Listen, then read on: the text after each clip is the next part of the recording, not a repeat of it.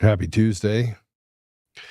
You know, as the government funding looms, it's coming in March 14th, Democrats are saying that they will threaten to vote no on the continued resolution.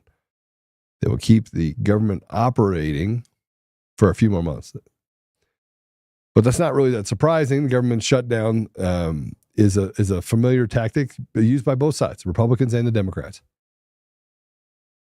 What is a little kind of unsettling for me was a prominent GOP guys like Ron Paul and Thomas Massie are opposing the Trump-endorsed spending bill.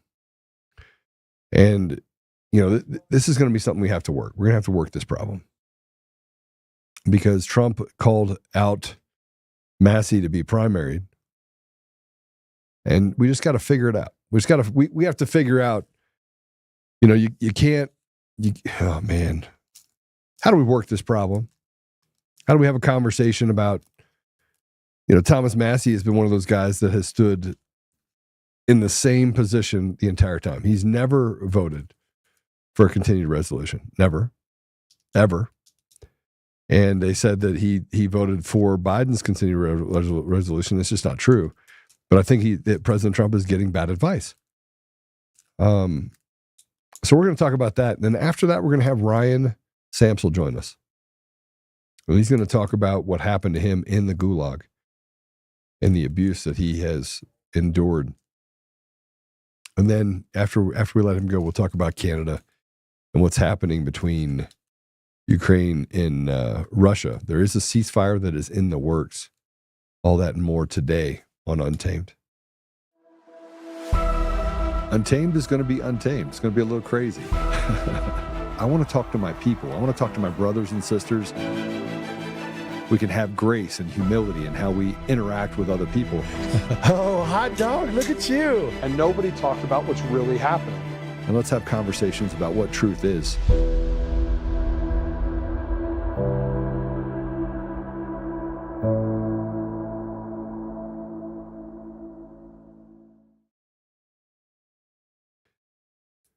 Well, so we'll start with a deadline, I think. There's Speaker Johnson. You know, I've never really been a big fan of Speaker Johnson. Most of what we get out of the government seems to be kabuki theater. Yeah, I've got a cold. It's like I don't even know, Apollo. How many times have I been sick in the last 5 weeks?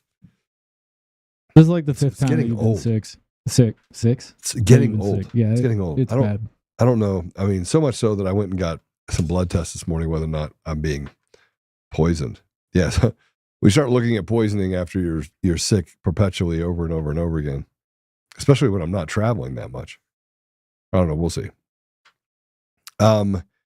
Mike Johnson said this, that they're going to try and shut down the government. Every House Democrat will participate in this. You'll see one team working to fund the government. You're going to see another one opposing the continued resolution. Let's go ahead and play this. This is Johnson talking about it. So it's actually pretty enlightening. Let's go ahead and play it.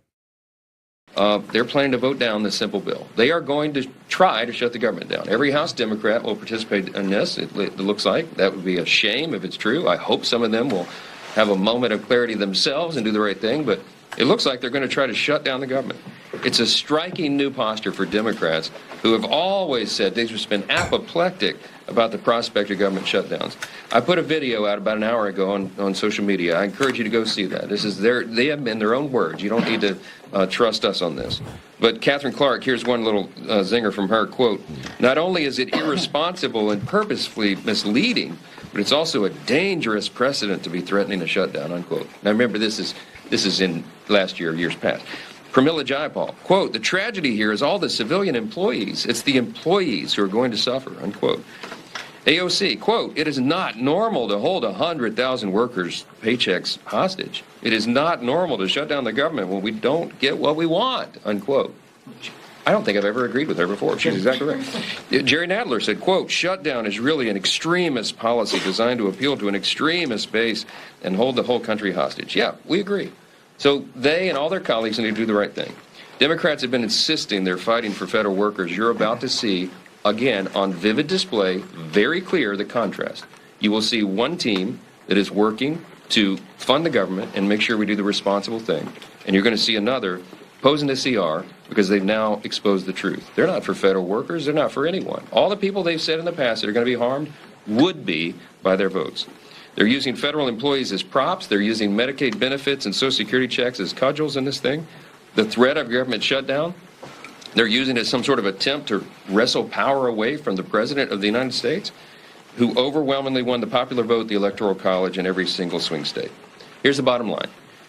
If congressional Democrats refuse to support this clean CR, they will be responsible for every troop who misses a paycheck, for every flight delay from reduced staffing at TSA, for every negative consequence that comes from shutting down the government. Yeah, can we say the quiet part out loud now? The government shutdown is something that's been used by both sides. And this is the part that people grow tired of. Only we have very long memories now. We can remember what happened over the last 4 years in the COVID scaredemic that they created. And so we what I find is that there are people that are consistent, and Thomas Massie has been very consistent, and he is against this spending bill. And so here's what he had to say. I'm not voting for the continuing resolution budget, cut, copy, paste, omnibus this week.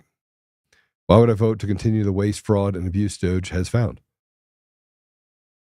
We were told in the CR in December would get us to March when we would fight. Here we are in March, punting again. WTFO. What the F over? This is the problem that I have. This is the problem that I have.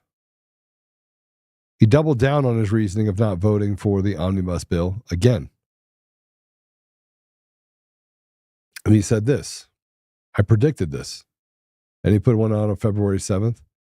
The CR is a uniparty deal. It doesn't fund the wall. It does fund USAID.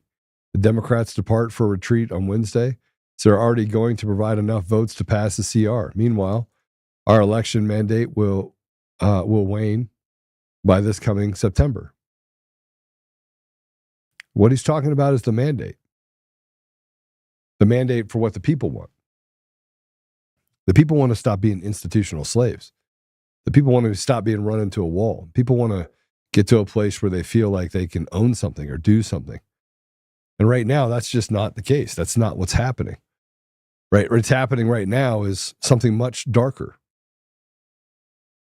It's business as usual. People wanted to see shift changes. They wanted to see things happen. People get arrested. They wanted retribution. You'd say, Joe, retribution, that's vengeance. Vengeance is to the Lord. Okay. No, retribution for me is accountability. I want people to go to jail. I want people to be held accountable for what they did over a 4-year period of time. And that is just not what is happening right now. And here's another tweet from Massie. The argument for CR in September 2024 was to fight in December of 2024 after the elections. The argument for CR, the continued resolution in December 2020, was to fight in March of 2025 after the inauguration. The argument for continued regulation in March 2025 is to fight in September 2025 because we're not ready yet?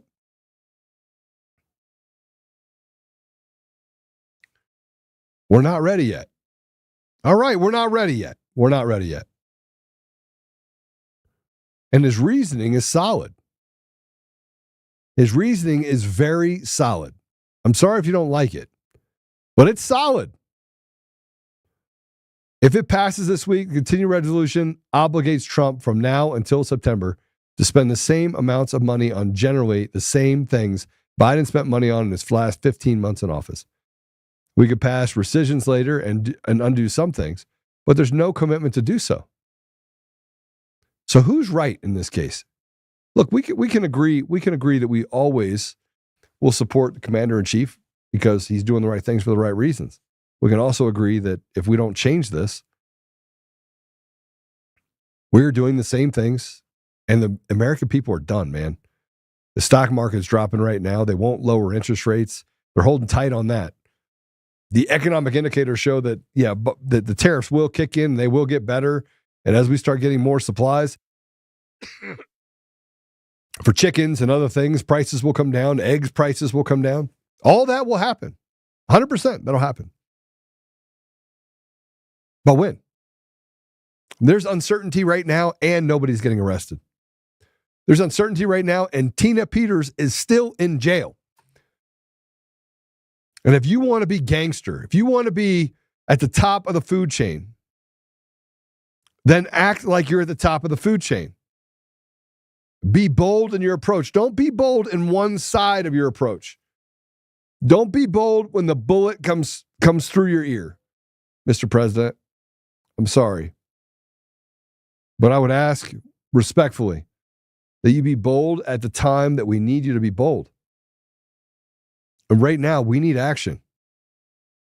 We need swift, decisive action. We need Tina Peters out of jail. And you can say, well, that's your priority, not necessarily our priority. And I will tell you, over 8 years, we talked about election fraud and the stealing of elections.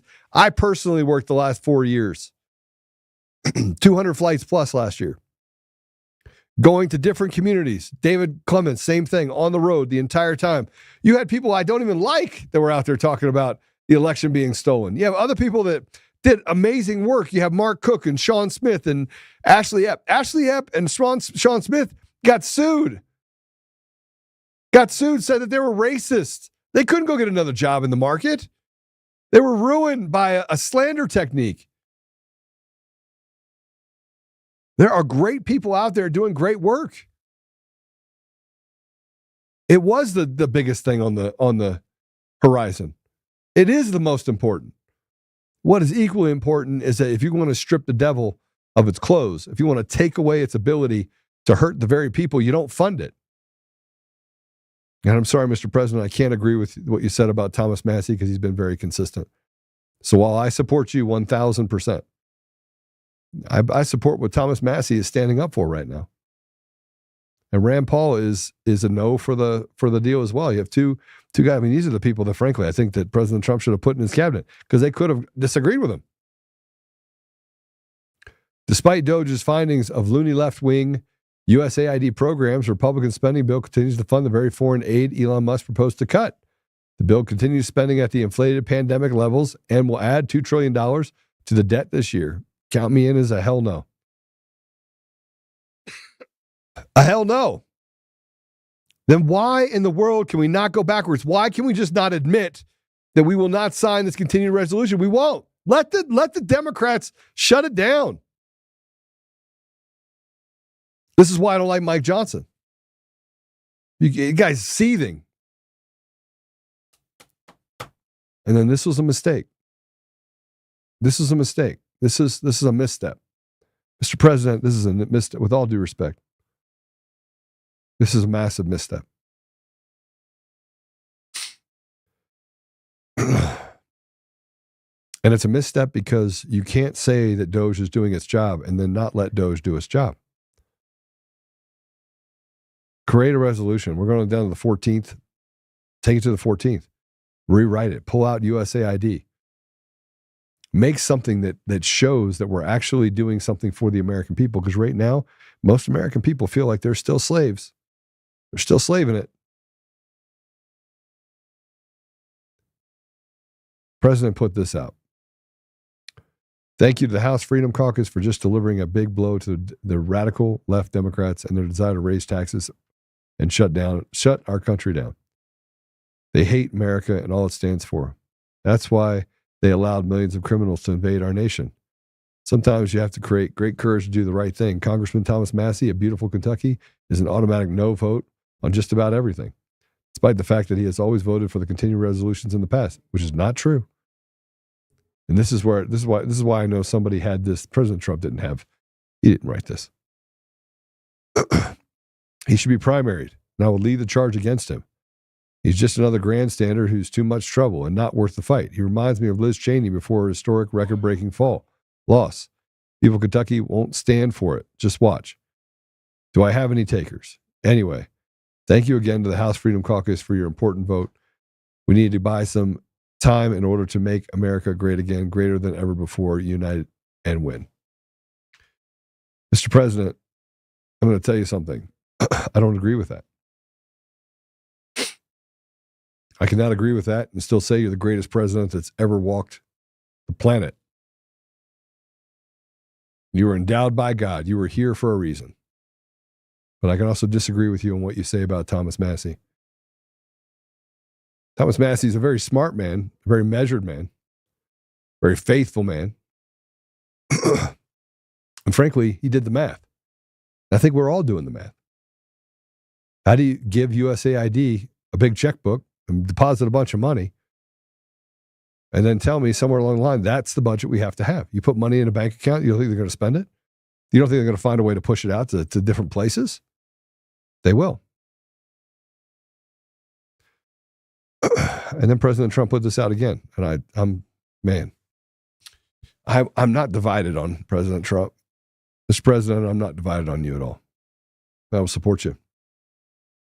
I won't support you in getting rid of Thomas Massie. I think we have to have cooler heads prevail. But I do understand what you're up against. I mean, there's a lot of things, economic indicators. Like we are servicing problem or symptoms every day. We are not getting to the problem. And that problem is that they are turning every dial against President Trump right now. The TRQs in this country and that's the quantitative amount that they allow in certain commodities like sugar and corn. They are dialing those way down, which is going to raise prices. Keeping interest rates the way they are right now, the interest rates need to come down at least a full point. That won't happen. There's manipulation of the stock market. There's still a large amount of people that are in the media that are creating false flags and propaganda and rhetoric. It's just not true. Teslas are getting burned down in the street. Frankly, they're domestic terrorists. I think we should deal with them. But here's what else you said, Mr. President, and I can't agree with it. And it could be right. He could have a misstep. Then you call him to your office. You're the CEO. And so I think you should call him to your office. And you could, look, you're smarter than I am. I came from bad stock. I went to a state school. I'm not that bright. My books were lighter. They had less information in them. And although I've read 2,500 or so books and built businesses and done stuff, I've done nothing compared to what you've done. But you could call him to your office. This is not a public display that needs to happen. You could figure out if there's something that he has that we can use, like making line item cuts immediately and stopping any funds from getting to the bottom line. Because you know what the judges are going to do? The judges are going to do whatever they can to make sure that money gets to USAID and others. And so everything Doge is doing just doesn't make any difference. So President Trump says, Congressman Thomas Massie voted to delay the debt ceiling bill from the Biden administration to the Trump administration from September before the election to June after the election without getting anything for the horrendous, stupid move. When Republicans could have gotten everything they wanted, he additionally voted to delay the current budget disaster from the Biden administration to the Trump administration. I was running for office at the time, doing my thing. And when I heard about this, it was quite simply hard to believe. Catastrophic mistake. Now, virtually on every other vote, he is a simple no.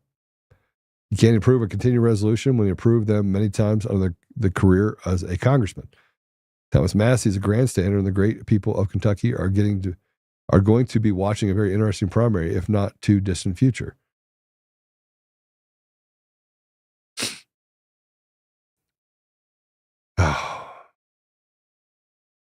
Okay.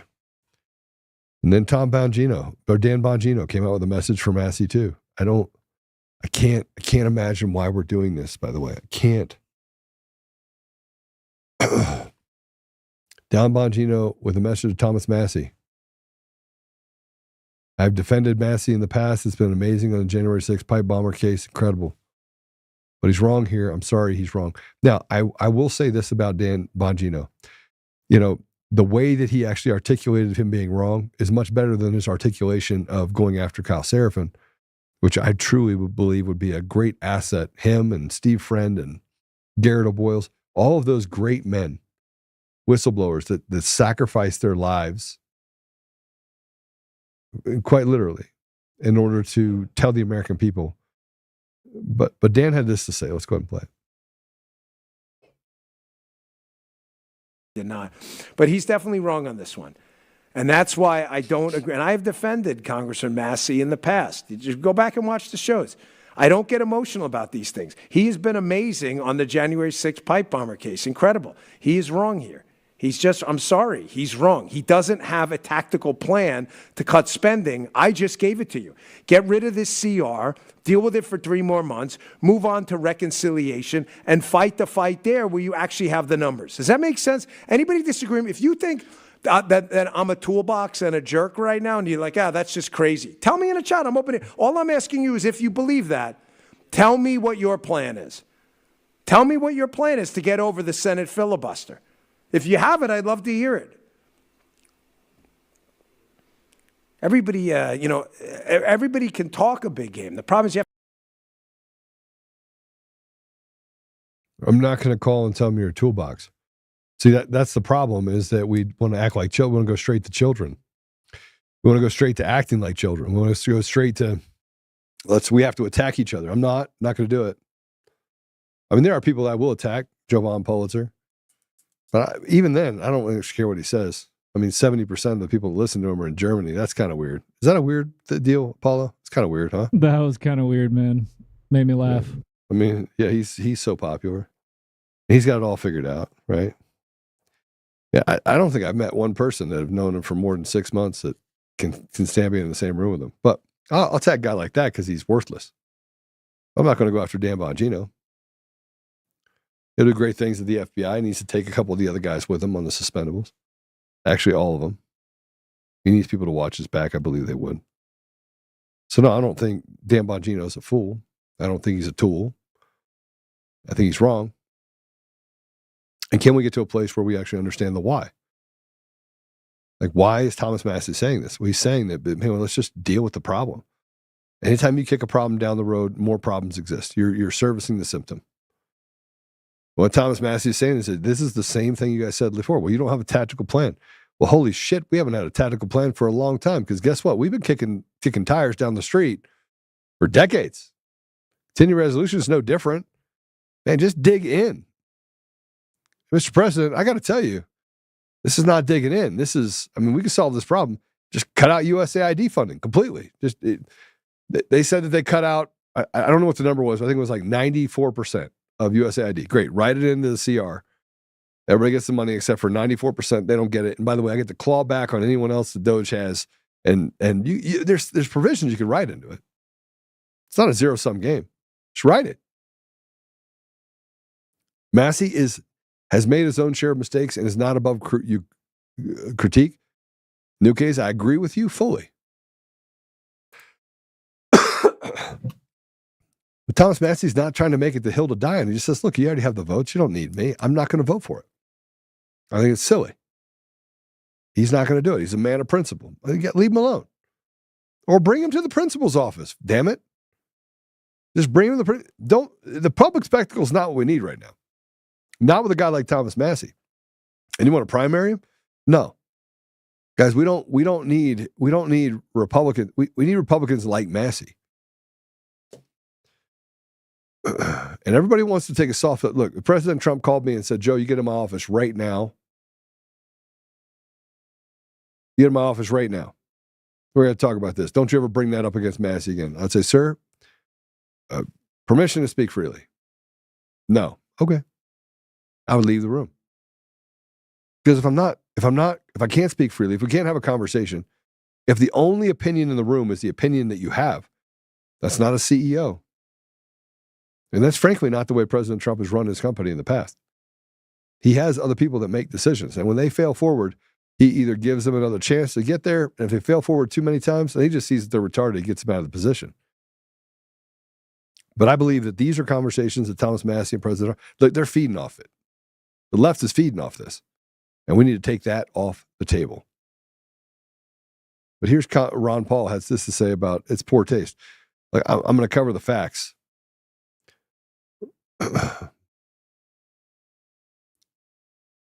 This is why I feel like there's an op going. can't we be business mature enough that we don't have to be made for TV?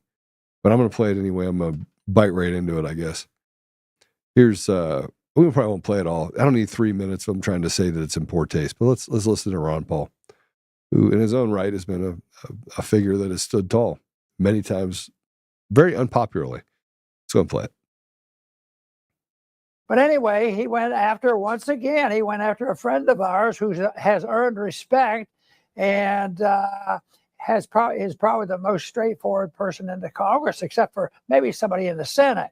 So, but Thomas Massie earned the wrath of the president because he said, I don't think anybody's going to give me a lobotomy and erase all my memory before the vote comes up. But there's no way I could vote for this. And it wasn't hard to figure out why not. He happened to believe that you're supposed to follow your oath of office. It's no more complicated than that. What I'm annoyed about, and maybe Chris is too, is that why would they pick on this, especially that Trump has made overtures to the libertarian group of people in the Republican Party, because that group is silently growing and being instrumental.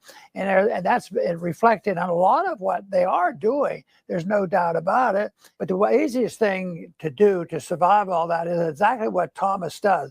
He states his position by the way he votes. Everybody knows it, and most of them respect him for it. And to gang up on him and say, well, we got to get rid of him because he's helping the Democrats, it's preposterous. It's so sad to see that.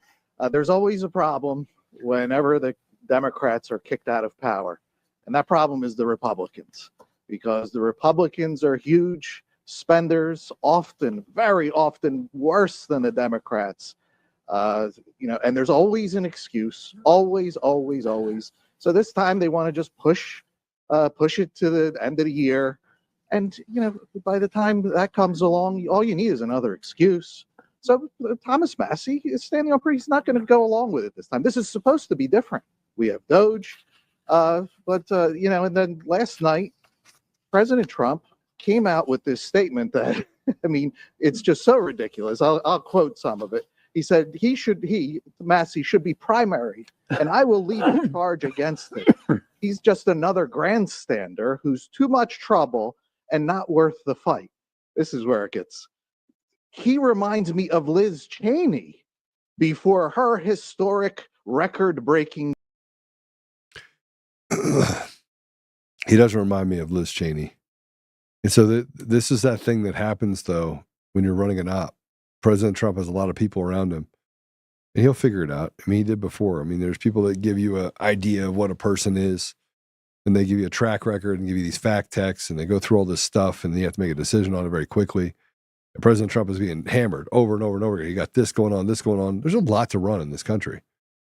And we have Doge doing what they're doing over there, but there are a lot of moving parts. There are things that are just a priority. It must be like whack-a-mole. And in large part, you're trying to figure out what is or isn't true. It's like a large game of 25-degree chess. Can't ever get to the bottom of it. Ah, man, I tell you, it is. We're gonna do this. I'm gonna say this.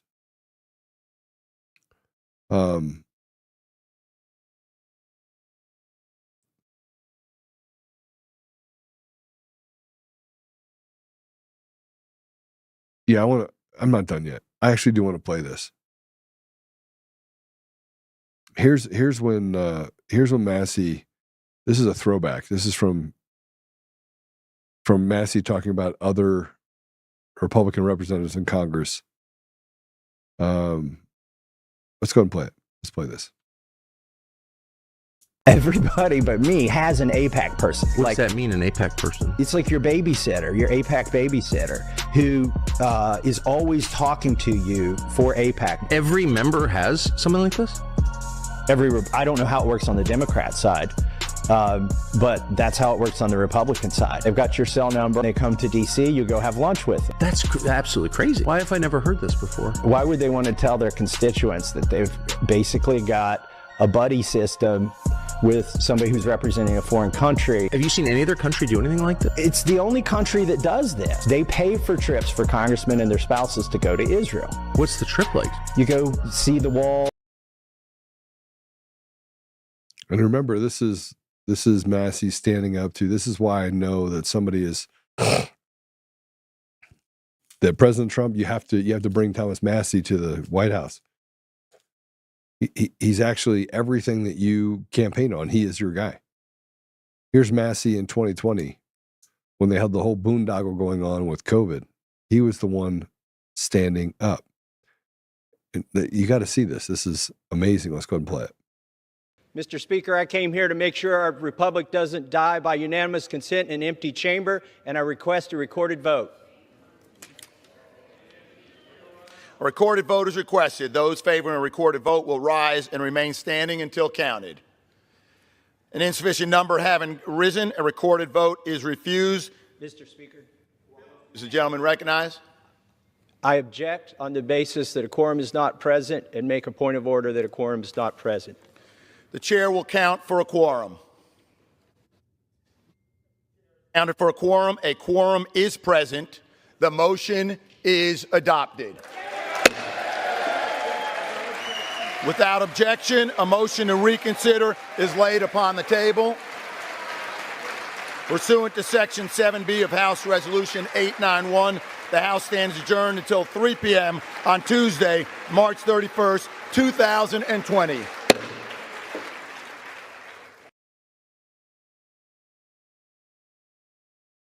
And finally, here's the paper on Massie's door. Put it up. No foreign lobbying. If you enter this office seeking funds on behalf of a foreign nation, you may be in violation of 22 U.S. Code 611-62, Foreign Agents Registration Act. It's called FARA, America First. I'm going to take it down. We're going to go to a commercial break. When we come back, we'll be joined by Jay Sixer, Ryan Samsel. You're going to hear some stories. He's got a lot to go on. He was raised near Philadelphia by his late Army veteran father, Sam Samsel. He developed a deep love for his country and community at a young age. He's a barber by trade, so maybe I'll get him out here to cut my hair.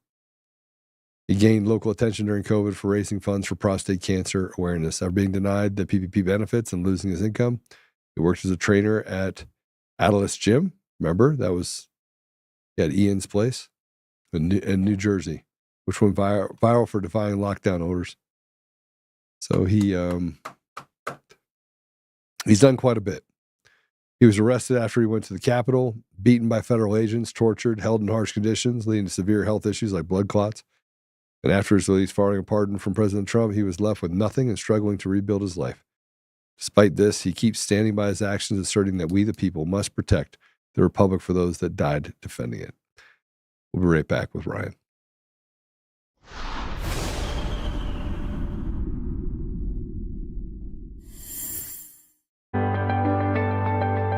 Are you looking for monthly income without risks of stocks?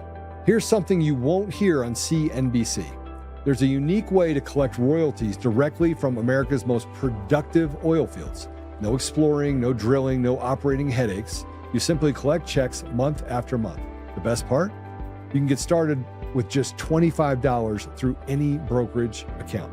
The Oxford Club Chief Income Strategist, Mark Lichtenfeld, breaks down what he believes is the #1 oil royalty plan for 2025. Visit oilboom2025.com now to learn more. That's oilboom2025.com.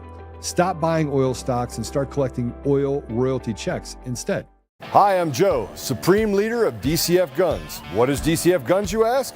We're the best damn gun store and range in the universe. Do we have guns? We have all the guns.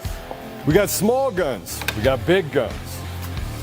We even have beastly guns. We offer all types of training, and we have 5 ranges across our 3 locations. I'm a good shot. And of course, we have all types of ammo. We even have flamethrowers. Woo! We offer incredible membership opportunities, and members save even more on guns, ammo, and accessories. Military, both active and retired, and first responders get up to 40% off memberships. Come join the DCF family today, where we keep the range hot and the deals hotter.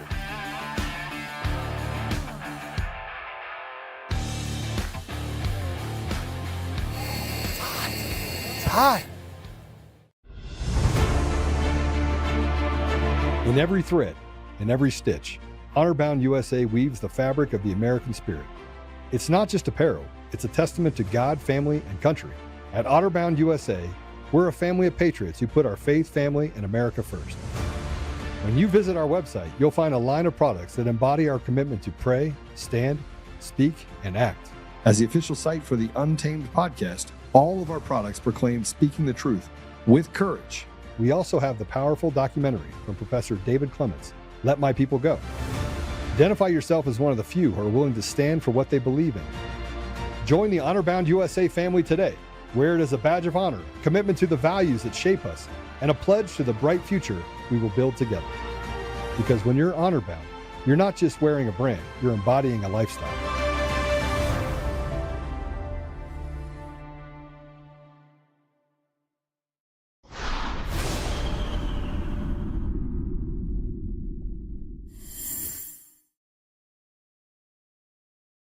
All right, welcome back. So I'm not going to waste a lot of time. I'm going to bring Ryan in. I got a bunch of questions for him. Ryan, welcome to the show. Thanks, Joe. Brother, how does it feel to be a free man? Oh, man, there's no words can... I'm a little sick right now, but I tell you right now, I'd rather be sick out here than healthy in there because I feel really good, man. So I gotta go back. I gotta take you back to January 6th. Can I take you back to January 6th? Do whatever you got to do, Joe. What compelled you to actually go to January 6th? Multiple things. The first thing is the Democratic Party had just become outrageous. That's just number one. And I was in fear of what was going to happen. I foreseen that they used COVID as a way to steal our election with the mail-in ballots. And I think that they knew that was the only way that they were going to get in power is by stealing it. And I literally seen Army tanks driving down Philadelphia. I seen the National Guard kicking in a place that I worked at, which was a Tillis gym.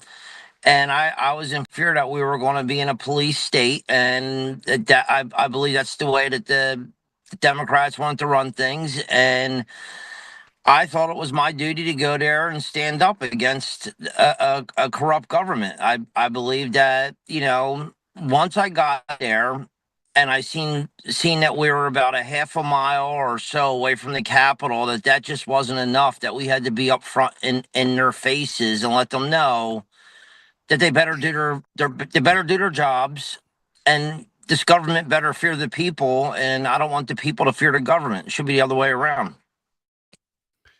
So you went to January 6th. What was it like?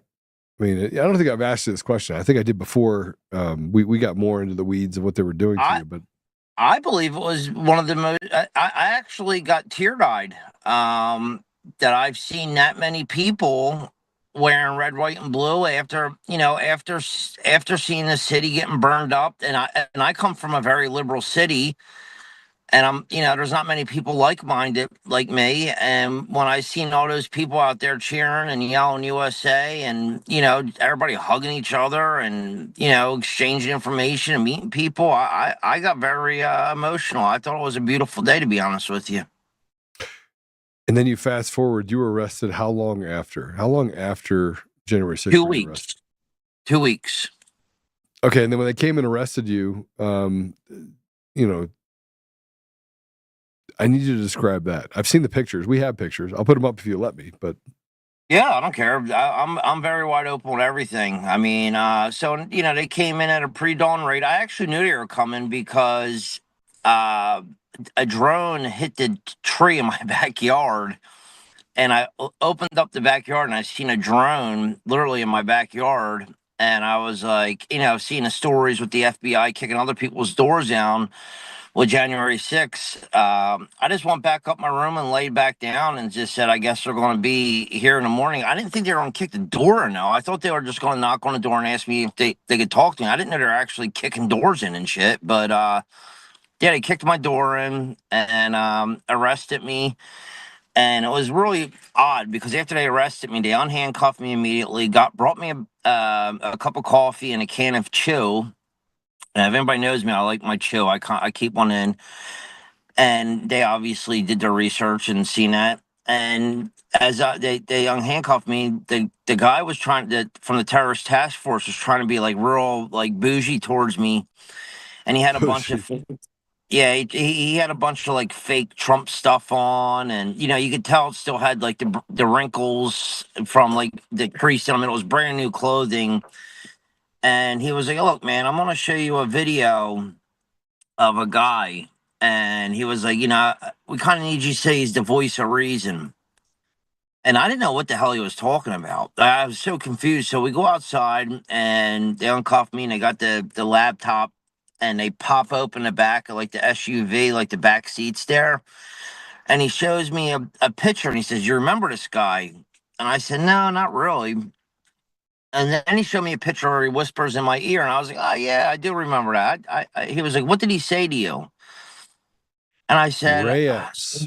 Yeah, and I told the guy, I said something along the line like, we all got to push or something like that. And he was like, nah, he was like, "Look, dude, this guy was a 20-year Marine.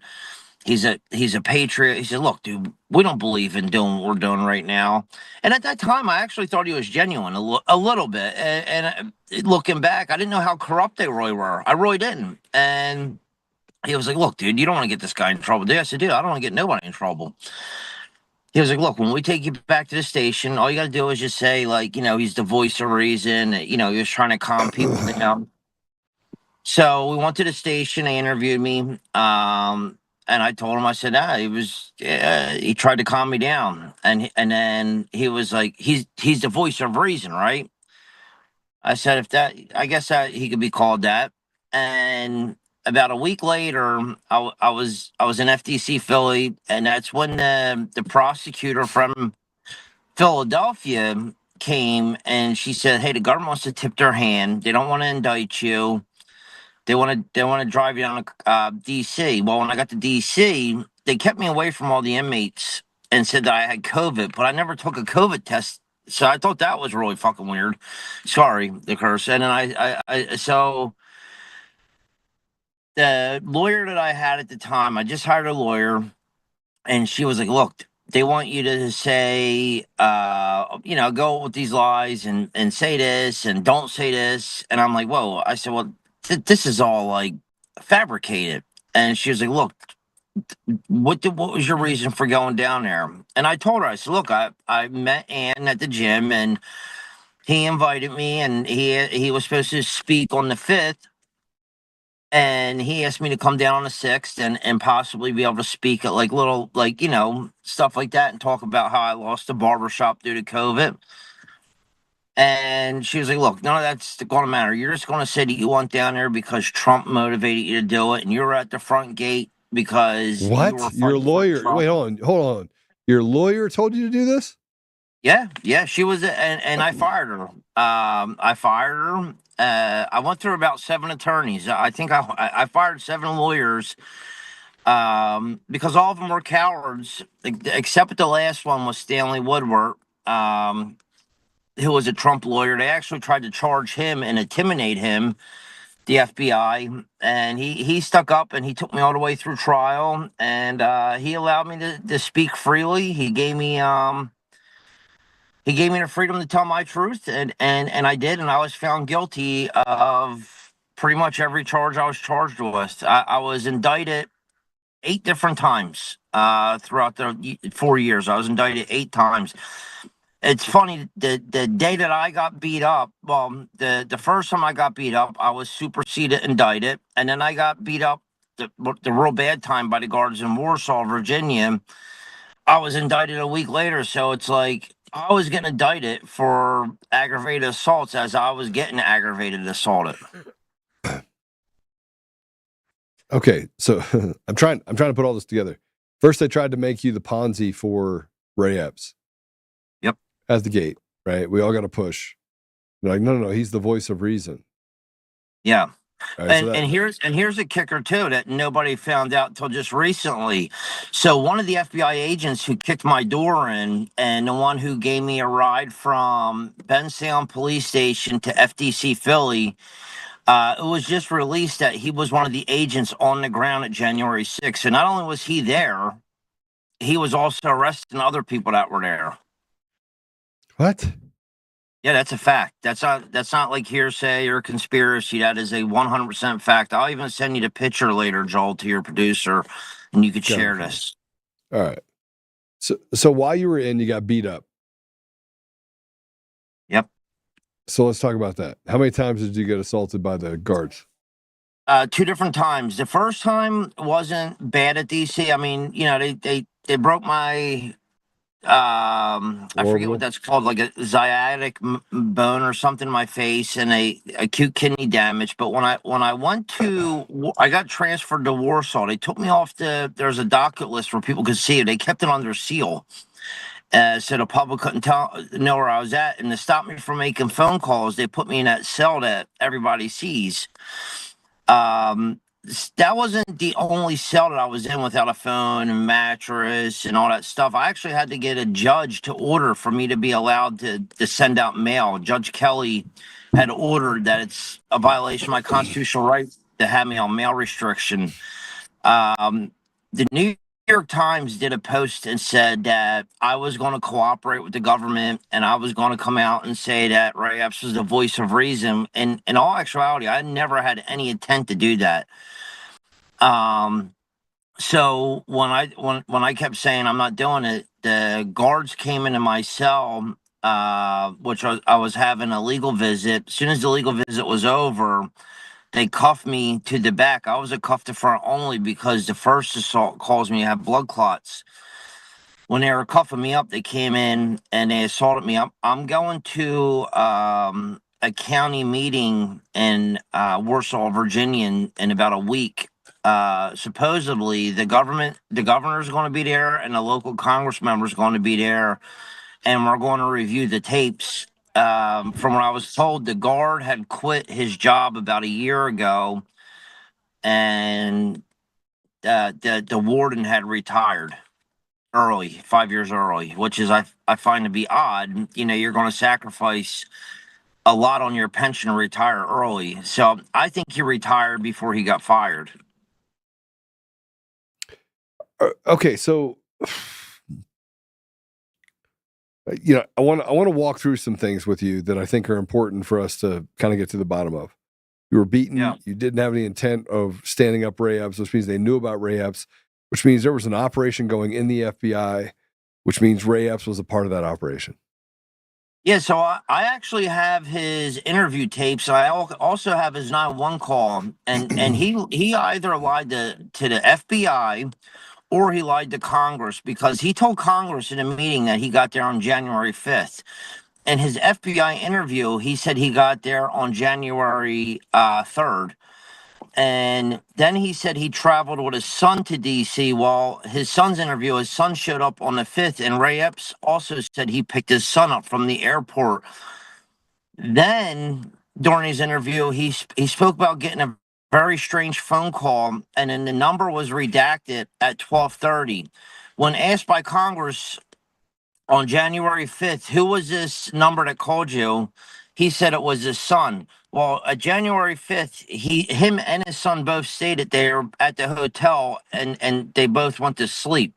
So why would his son call him at 12:30 if they were in the same hotel room together, which don't make sense? And if none of it makes sense, but you said you're sleeping at by 10 o'clock. And then he also told the FBI the whole reason he went down there was to support his son. Now, remember, he was there first and called his son to come down. Then he said he had a feeling there was going to be some kind of IED and that he wanted to teach his son first aid. And I released those tapes through the Gateway Pundit, and people can go there and listen to those FBI recordings themselves. Hey, Apollo, find those FBI recordings for me, will you? They'll be in the Gateway Pundit. See if we can find that. So why the Ray Epps? Why all this stuff with Ray Epps? Why? None of it makes sense. So the FBI knew about it. Ray Epps knew about it. He's down there with his son. He called his son in. Ray Epps is lying to the public, lying to the FBI, but the FBI and Congress people as well, all colluded together and said that he was a good guy. Yeah, and if you ever watch Adam Schiff, during crying Adam Schiff, the whole time he's leading them, he's saying, it was very dramatic that day. Dude, it's just the public cannot believe this. I mean, we gotta look. I hate the fact when people say, "Oh, it was a whole setup," because it takes away from patriotic, loving Americans. I don't want to say blame the whole thing on the FBI. I want to take accountability for my actions. I don't think that I deserved any time.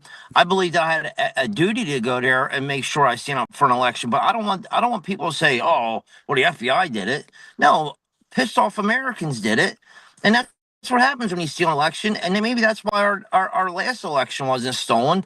But I will it was stolen. It was stolen down ballot. I mean, they tried to steal it, but they couldn't get it done, and so they had to relent. But there's plenty of down ballot races that were stolen. I mean, I'll go with that, Joe. But overall, they couldn't get away with it like they did. I think that I don't. They couldn't take Trump out. They couldn't take Trump out. No, and they tried to kill him. They tried to kill him 3 times. They did everything. They did the same thing to Trump as they did to JFK. And let me tell you, I don't want to give the FBI the credit, but I do believe there was a lot of corruption, and I believe that they allowed us to do what we did, and they had a part to play. That part, I don't know. I hate to be a conspiracy guy, Joe. I just want the facts, and I know that the reason the reason I was beat up is there's something going on. I think that Ray Epps, this is my thinking. I'm not saying this is a fact. I think that he thought that I was a Proud Boy because I was standing next to Joe Biggs, and I had put my arm on Joe, and I had said something to him. After I said something to Joe, I walked over to the gate. The gate was already unhatched, so I just opened up the gate. I walked up to the police line. I said, "Hey, man, Trump said he's going to come here and meet us. Just open up this gate and let us come on." The cop said something. I said, "Dude, we have a right to be on our property. The Capitol's only closed 5 days a week, and I want to see something about Sundays." That's when he pushed the gate, and at the same time as he pushed, I pulled it towards me. The cop raised his hand and said, I'll knock you the F out." And I took my hat, turned backwards. I said, "Take your best shot, pal." As I said that, Ray Epps came up behind me. He said, "Dude, don't pull the gate. I got people. Push." As he said that, people to my left pushed through. It's crazy that it's almost nearly impossible, even during trial, when we showed the whole footage, because I had to go to trial. I wasn't pleading guilty to tyrants. I wasn't doing it. And we asked if we could show the left side to show that I wasn't the first one to breach that gate, technically. The judge and the prosecutors fought so much. I want to know who them people are to my left, because none of them were arrested. I just think, how was I the only one when there was over 300 people on the gate, and 2 of the people that were standing with Ray Epps multiple times that day? And if you ever notice, there's a video of him where the guy's holding on to the back of Ray's pack, and another guy holding on to the guy on that guy's back. Yeah. Like who the hell are they? And it wasn't his son. And I already found out now that one of my FBI agents that raided my house, he was down there on the field. We got to put the names out of these FBI agents who are on the field. Let's put them out there. Cash, put them out there, dude. Like, let's know the truth. To get to the truth. Listen, if we were completely wrong for what we did, I'll take blame and I'll pay the consequences. But I highly doubt that I was. All right, so we got Ray Epps, we got all these. I mean, I got to tell you, the more that we get down the pathway of talking about Ray Epps, the more, and then you could see the collusion, and you could see what the judge was doing. The judge even stopped you in your trial. I was reading some of the transcripts. Stopped you in your trial when you were trying to explain what was happening, and almost was standing in opposition, like, no, that's not important. That's not important. That's not important. That's not important. Dude, they wanted to kill me when my judge. I have blood clots that you can literally see right here. I have blood clots that I have to get surgery for now. When I was in the jail, the doctor wrote a memorandum and said he has to be released because his clots are so bad they're going to end up spreading. The judge denied my bond and said no, and then I went from there right to solitary confinement, so I couldn't do no more media calls to tell people because they said they were sick. So they took my phone restriction, they took my mail restriction, and this time, this judge, because they switched my judge, now I had Jay Cobb, a far left Biden appointed judge, and she denied everything. So she also kept my trial off the public calendar so nobody can know when my trial was. My trial wasn't even marked on a public calendar, which is completely illegal. All right, so let's fast forward. You have the blood clot. You still have blood clots. It looks like that one picture you had shoulder surgery at some point. No, I never had the surgery. So I had a balloonplasty to try to open up the vein. It failed, so now I got to travel down to Florida to a specialist. My insurance won't cover it all, but they're covering a portion of it, and so I got to travel down to Florida and get a surgery. I found a really good, respectable doctor who's, honest, and he's working with me and has allowed me to make payments off pretty much working with me. I mean, I don't know other way to put it. The guy's he's really helping me, and he works for a university down there, and he's, doing the best he can to help me. So I'm hoping to go down there by next month to get this mass taken out my chest and open up this subclavian vein. So you had to go through this for about 3.5 years. All the stuff was still happening. All the safety. Yeah. Okay. So then they wouldn't fix you. They wouldn't do anything.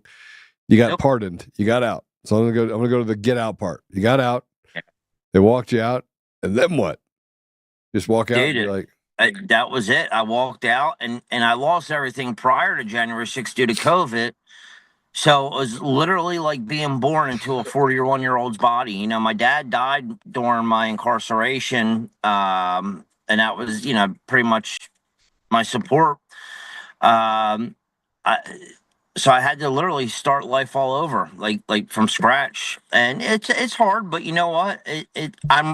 I could do it, and I'm not crying the blues. Believe me, I'm so happy to be free. But it's a little hard, and I'm going to keep working at it, and I'm going to be successful, and I'm going to prove to the government that I don't belong in jail, and I'm going to prove to all those people who say there were bad people or criminals, I'm going to do something great to help people one day, and I'm going to show that I'm not a bad person. I'm not going to let President Trump down and embarrass him by doing something stupid. I do everything very carefully because I know the local cops are after me. Even one of my friends who's a local cop said that he got a call from the FBI field office to say to keep an eye out on me. And he literally came to my house and told me this. So I'm not going to prove them to be right. So after you got out, they still are monitoring you. You got a pardon. You're out. Now the FBI still is monitoring you. Yeah, I don't know now that cash is in, but this was probably like 5 days after I was released that a good friend of mine who's a police officer in my neighborhood told me that he got a call from an agent, and he says, Ryan, this is so politicized. Yeah, it's sick. Unbelievable. All right, so you're pardoned. Are you allowed to go back on the beatings that you have? Are you allowed to? Is there any lawsuit that you can actually file against those people? No, because it's as if it didn't happen, right? And it's basically in essence they just kicked me out and that was it. So I got to do everything myself. So if there's any lawyers watching this that want to help me, please, man, I'll take the help, because not only do I think that I should be compensated. I've given the full vision of my right eye. I've given the full use of my left arm, and I'm in constant pain. But I'm not a crybaby. I'm gonna work through it. But they should have to pay for what they did. They shouldn't be able to get away with that. So here are the pictures we're putting up right now of you being stripped down, and it looks like you're inside of a broom closet. Yeah, that. So right there, they put me in there so I couldn't make contact. What I was doing So, a former Marine named Zachary Real, a really good guy, and I would empty the water out in the toilet. He was down about 5 floors, and I was yelling to him through the toilet bowl, and I was telling him to call my family, do this, do that, and Zach was helping me. Then we cut my bed sheets, and I would fish it down through the toilet hole, 5 stories, because it's a high rise, and he was cutting his sheet up, tangling up with me in the toilet line, and then he was sending me food up through using the sheet. About 60 feet, and the guard had to walk by. Hold on a second. Hold on. You're trying to fish food up through a toilet bowl. Yeah, because what they were. I was on commissary restriction. They put me on food loaf, which is you get fed AM. You get an AM and a PM food loaf, and it's just a bunch of food ground up. They put it in a pan, they bake it, and it's called food loaf. It could be anything.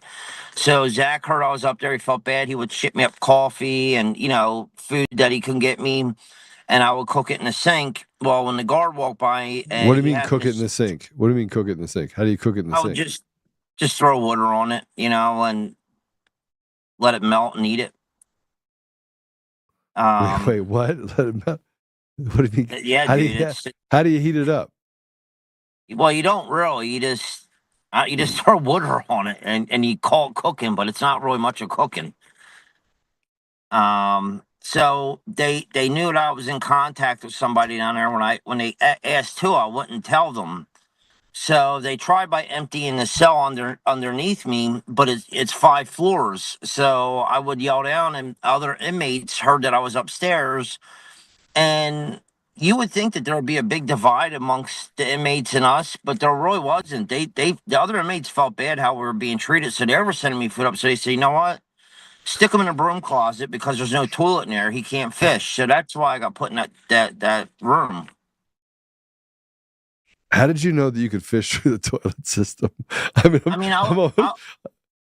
I was in a union years ago. I worked in high rises, and a lot of times plumbers, that's what they do. Like they get tools that way. So I figure if they could do tools that way, I mean, why the hell can I get a cup of noodles? You just crush them up and put them in like a ball like that, wrap it in like a bag and pull it up. And we would pass notes that way, and keeping the morale high. And you wouldn't believe what a ramen noodle soup can do for a person, man. Like I mean I know it's funny, but like you feel some sense of accomplishment. You're out now, so we can talk about it. Like there's so many things in my life that I've went through. People are like, well, how was it? I was like, it sucked. Yeah. But let me tell you the story. It was bad, but looking back on it, I gained new brothers, new sisters, and I feel like I lost my father, but God gave me a whole new family, man. Like I got such a big family, and we're in all 50 states. We all keep in touch, and we all support one another. And there's some infighting, but that's normal. What family doesn't fight? We curse each other out, but at the end of the day, I respect every single one of them guys, as long as they didn't cooperate with the FBI and turn on us. Other than that, I love every single one of them. Absolutely. So what's next on the agenda? Like what are you doing next? What are you doing now? What state are you in? Let's start there. So right now I'm in Pennsylvania. I'm trying to find work, but the main thing is getting my surgery. I need to get this medical done. So if anybody can help, anything, even if it's $1, I don't care, to help me fly out there to Florida, get an Airbnb for 2 weeks, and get this double surgery. That's first and foremost. And after that, I'm just taking one day at a time. I don't want to rush into life. And, I'm just taking it one day at a time. That's it, man. So this is, you have a Give Send Go. It's givesendgo.com/Ryan Samsel, RyanSamsel. Best way to get you support? No, I put it at Defenders of Liberty. The FBI shut my old one down when I was incarcerated. They said it was illegal for me to get funds, so they shut it down and froze the account. So I created a new one the day I was out, and it's called Defenders of Liberty. Yeah, that one right there. So Give Send Go. givesendgo.com/defenders of liberty. Yeah, so if you, a lot of times people will Google Give Send Go, and you just type in Ryan Samsel, it usually just pops right up. All right, awesome. Well, I'll make sure that people give to you, just to talk to all the people that are listening. Go and support Ryan. Go to givesendgo.com/defenders of liberty, or you can look up Ryan Samsel on Give Send Go as well. You're out. You're looking for work. Go ahead. Sorry. Yeah. One more thing, like a lot of people ask how to get in touch with me. I mean, I have an X account, so like I respond to every single person because right now I'm not working. So like I literally probably I most of my day is I'm on X responding to people. So if anybody wants to write and ask me a question, if I missed something that you wanted to know, just DM me and I'll tell anybody anything. And if it's an undercover agent, well, I'll tell you too, I guess. I don't know. All right, Ryan. Hey, thanks for coming out with us. We'll make sure we kick in a little bit. I just followed you on X as well. It's at Ryan Samsel _. Thank you, man. Yeah, absolutely. Appreciate you, Joe. Hey, listen, brother, shoulder to shoulder, I'll reach out to you after the show as well. I got some ideas depending on what you want, where you want to work and what you want to work. I've got plenty of connections. Thanks, Joe. I really appreciate you, brother. Honestly, God bless you, man. God bless you, brother. Thanks, Joe. Ryan Samsel. He's, that he kept his wits about him. And I'm not feeling very well. If you guys can't tell, I'm not feeling well at all. So I'm gonna cut short today the show. I got a couple more things to go through with you, but then I'm gonna try and go get some sleep. No idea why I can't. I keep getting sick, and maybe it's allergies. Paulo, is it allergy season yet? Man. Yeah, who knows? But I really do think that, Ryan has been able to, you talk about passing food through the pipes. That's just amazing to me, how innovative they are in that environment. So I'm gonna kind of cut north a little bit on some things. I want to talk about the tariff situation and Ukraine. We'll start with the tariffs. So President Trump just announced a 50% tariff on steel and aluminum after Ontario's 25% electricity tariff on the U.S. So Canada can't win this battle. Like, it doesn't matter what happens in the stock market. What goes down will come back up eventually. But they can't win. And now that President Trump is kind of escalating this, where's it going to end? Where is it that we're going to land in all of this? So Trump announced that tariff, and he warns a national emergency and hints at making Canada the 51st state. And tariffs could be next and auto tariffs could be next on April 2nd. He's not messing around. Look, if they put a tariff, 25% tariff on automobiles going into Canada, that in essence will shut down an entire industry that has basically supported Canada for a very long time. So it's nothing to play with. I don't think that the Canadians understand just how bad it can be. And during a press conference, Caroline Leavitt let it be known that the tariffs the United States has been enduring from other countries are absolutely backwards. These are the things that I try to talk to people about when they said, "Hey, we're trying to charge other countries tariffs." Yeah, there's what President Trump said. Based on Ontario, Canada placing 25% tariff on electricity coming to the United States, I've instructed my Secretary of Commerce to add an additional 25% tariff to 50% on all steel and aluminum coming to the United States from Canada, one of the highest tariffs nations anywhere in the world. They will go into effect tomorrow morning, March 12th.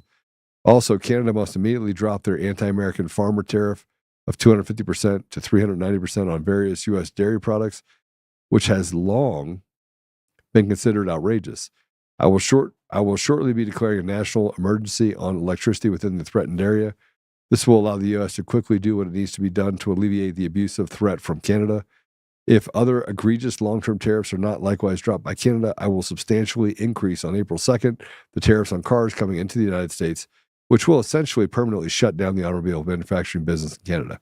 Those cars can easily be made in the U.S. Also, Canada pays very little for national security, relying on the United States for military protection. We subsidize in Canada to the tune of more than $200 billion a year. Why? This cannot continue. The only thing that makes sense is for Canada to become our cherished 51st state. That would make all the tariffs and everything else totally disappear. Canada's taxes will be very substantially reduced.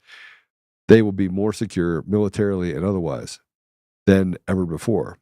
There would no longer be a northern border problem, and the greatest and most powerful nation in the world would long be better, bigger, better, and stronger than ever. And Canada will be a big part of that. The artificial line of separation drawn many years ago will definitely disappear, and we will have the safest and most beautiful nation anywhere in the world. And your brilliant anthem, O Canada, will continue to play, but now representing a great and powerful state with the greatest nation in the world has ever seen. Wow. I hope he's just poking the bear, because I'll just tell you right now, I don't want an Indian state. I don't want it. Canada is not Canada. And you said, Joe, that's racist. No, it's not. It's absolutely not. There's no assimilation that's happened in Canada at all. It's a captured nation. In large part, it's a captured nation. In this part, they have different provinces of Canada that have been captured. And what I mean captured is captured by ideological and or cultural craziness that is unbelievably tilted they just must not be very smart. Like this whole Punjabi thing. And look, I got a lot of Indian friends will tell you the same thing. Joe, the reason why I don't live in India is because the place is backwards. Well, look at what's happened in Canada. It's backwards. But here's what, let's just do this. We have Carolyn, she had something to say. Let's play what she had to say so I can blow my nose. Canada has been ripping off the United States of America and hardworking Americans for decades. If you look at the rates of tariffs across the board that Canadians have been imposing on the American people and our workers here, it is egregious. In fact, I have a handy-dandy chart here that shows not just Canada, but the rate of tariffs across the board. If you look at Canada, since you brought it up, American cheese and butter, nearly 300% tariff. You look at India, 150% tariff on American alcohol. You think that's helping Kentucky bourbon be exported into India? I don't think so. 100% tariff on agricultural products from India. Look at Japan, tariffing rice, 700%. President Trump believes in reciprocity, and it is about dang time that we have a president who actually looks out for the interests of American businesses and workers. And all he's asking for at the end of the day are fair and balanced trade practices, and unfortunately, Canada has not been treating us very fairly at all. By the way, those weren't put in place a couple of days ago. Those have been in place for a long time. It has been an unequal system between Canada and the United States. We've been their daddy for a long time. And that was meant so that, in essence, they could fund their governments, which has gotten out of hand all by itself. But during a press conference, an AP News reporter, of course, always them, got upset with Carolyn regarding tariffs. And she took him to task. Let's go ahead and play it.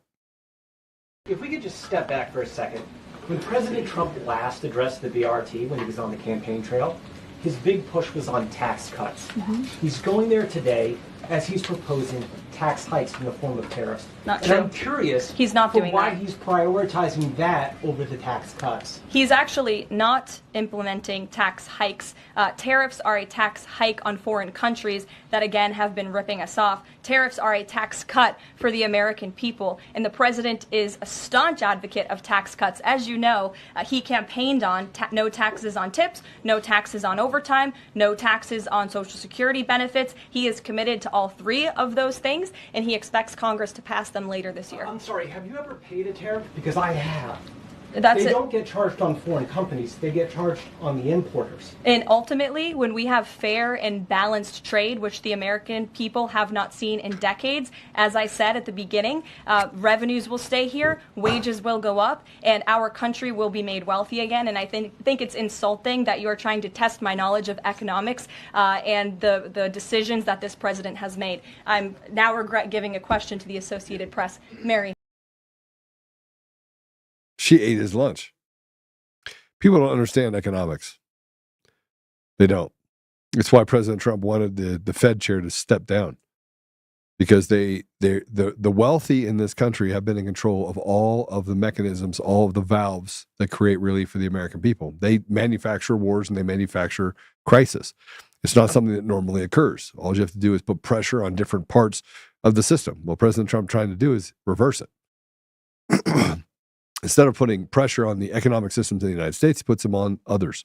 And you'd say, well, then, Joe, it's a tax to the American people. Well, the American people can choose to do business within the American environment. The only problem is there's another lever that has to be pulled, and that is policy, and all of these stupid rules that we have in our country that prevent the average everyday American from competing in certain environments. So we're going to have to eventually get to that.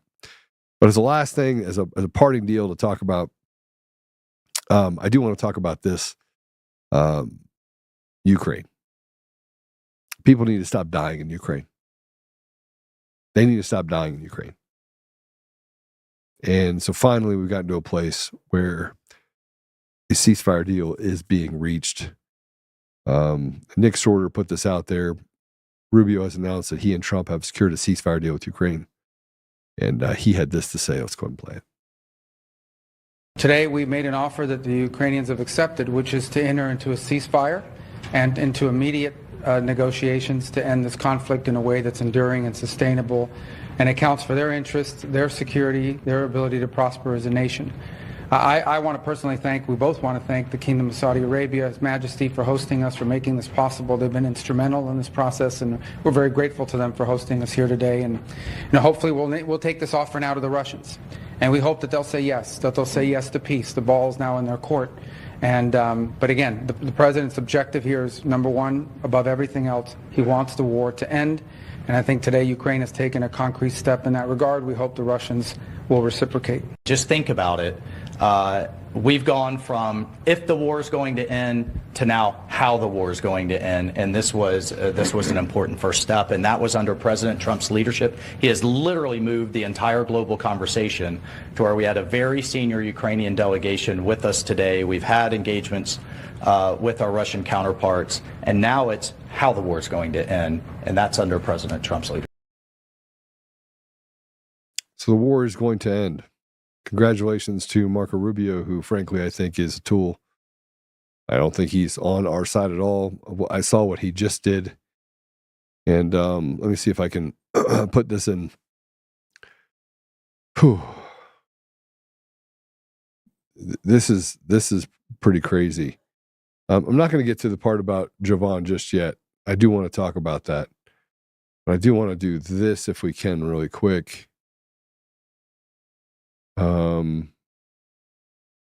No, we're not doing a long form Coomer show. We're just going to run through the stuff with what's his face, the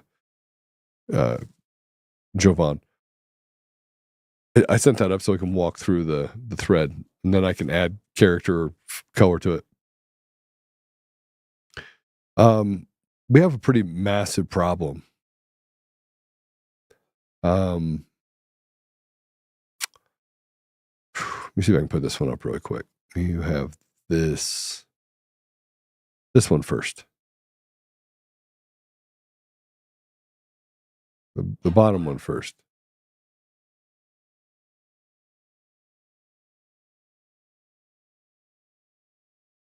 See it?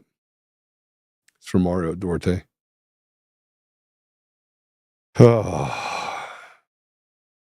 Totally agree. It should shock the world, but it's just part of the globalist broader strategy of lawfare and overreach to silence anyone who opposed them.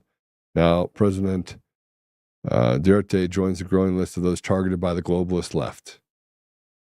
Duarte, Elon Musk, and Netanyahu, and soon they will come after President Trump and his team. The writing is on the wall. It's very true. It's very true that they're going after everyone. And if you could put the one just below it, if you could put that up. Here's what people don't seem to understand. Nope, not that one. The one just above it, sorry. No, the link, the first link. First link. It should be a first link, Michael Waller.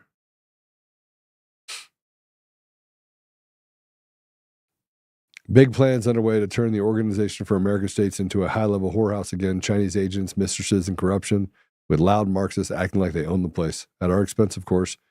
We pay 60% of the OAS budget. So let me explain to you what this means, because nobody here even knows what the Organization of American States is.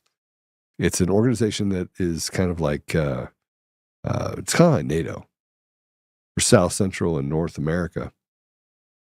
And the states get together and they create policy. And so Marco Rubio has basically been standing in what I call, he's the resistance that is allowing the radical leftist ideology all through South and Central America to become more pervasive through the UAS. And then there's some foreign influences out there that'll use this as a tool in order to infiltrate and create policy changes in the United States by disrupting things in South and Central America specifically. We're not paying attention to this. And I put out a post saying, I don't trust Marco Rubio, because how do you stand up for the Semilla party in Guatemala, which is a radical left sponsored and funded fully by George Soros? Stand that up over the AG, Maria Porras, who's the only AG to be in the history of Guatemala to be elected twice as the Attorney General. How do you walk past her, create sanctions, do the things they're doing while standing up George Soros? And I'm talking that they have all the goods on the trafficking of children. They have all of it. You're walking past it and you admonish and hold up visa restrictions and other restrictions on good people. I'm talking massive, massive restrictions on people while walking past all the details and standing up for and becoming the controlled opposition, the shield, while standing up for the radical left. Marco Rubio is 100% complicit in that behavior. President Trump, if you're listening, or if anybody else is listening in the administration, I'm telling you right now, you need to look at the policy and what's happening in Guatemala. What is happening is absolutely wrong. And now the OAS is at risk of turning into a bastion for really bad people and really bad policymakers. And, no big deal, I guess. We'll just create some more wars and some more chaos, and we'll destroy nations to the south of us. Okay, lastly, I'll do this. Yesterday, a guy named Jovan Pulitzer, you guys know the guy's an absolute clown. And he decided he was going to, attack me. And he does this with this, so it's actually a psychological tool where you basically connect things that aren't real or true, and you make them true by overstating them over and over and over again. And you just basically use the tools of slander, and as if the ink's dry and it's true. You cut out, paste pieces that you make up and articles that are made up. We've been trying really hard to serve Jovan Pulitzer because, frankly, I just want the guy to pay. I want him to go to court, and I want him to pay. But right now he's getting sued by New Hampshire, and a New Hampshire court's being sued because he stole $30,000 from Maryland Todd and the New Hampshire election integrity deal. So it took the $30,000 and then said he wouldn't give it back, and then made up some deal of I don't even know what. And his lawyer was involved in it. It's really strange. I mean, it's totally Fed activity. It reminds me of Ray Epps, actually. But beyond that, I decided that I'm done. Now, for the last 4 years, I've let people slander me. I've let them take shots at me. I give up the information that's necessary, but I actually don't care what people say about me. Like, I've been super consistent over 4 years. I've been hanging with the same guys. Apollo's my brother in arms. I got Jared. I got people around me that are around me all the time. All the time. They get to see me at my worst and at my best. And there are times that I'm screaming mad, especially what happens on the show. But I'm fairly consistent.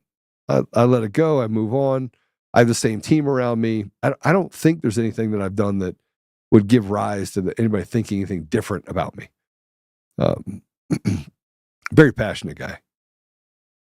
But Filial put up, Jeffrey Filial, who's Jovan Pulitzer, and just so we're clear, if we could just click on the one below it so we could read his post.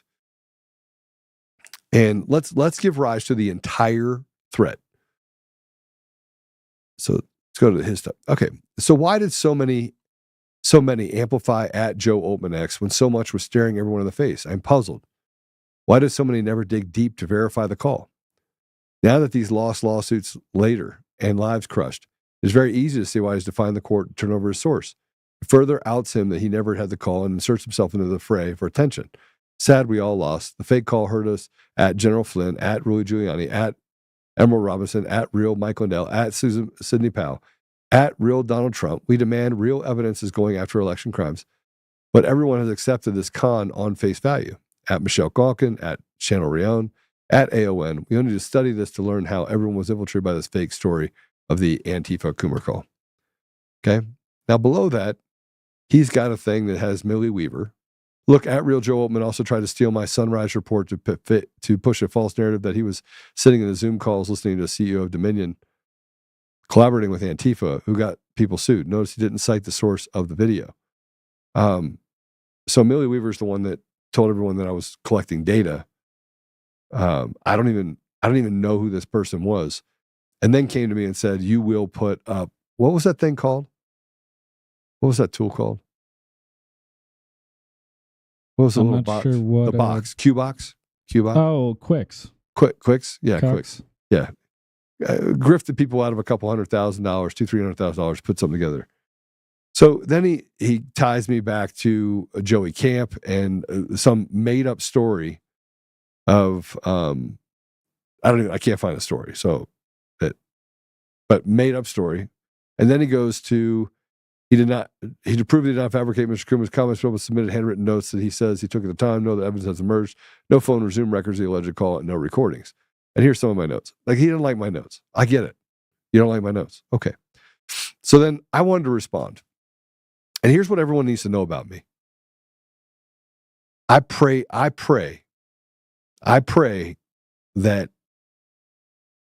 I get an opportunity to have Mr. Pulitzer in front of me in a way where he can show me how much of a man he is. I'll be the first one to tell you, I think the guy is the slimiest piece of trash you ever meet. And you know what? I won't hide it. And so I decided that, maybe I should just give a little bit of space to Jovan Pulitzer.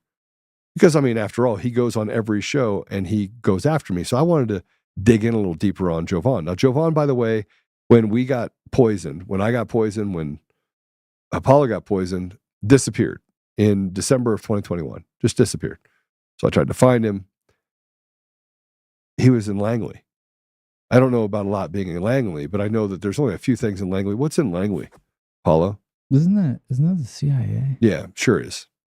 So here's a guy that's standing up for leftists and saying that there was no Coomer call. This Coomer guy is just a anomaly. Now, he's a good liar, though. But here's what you need to know about Jovan.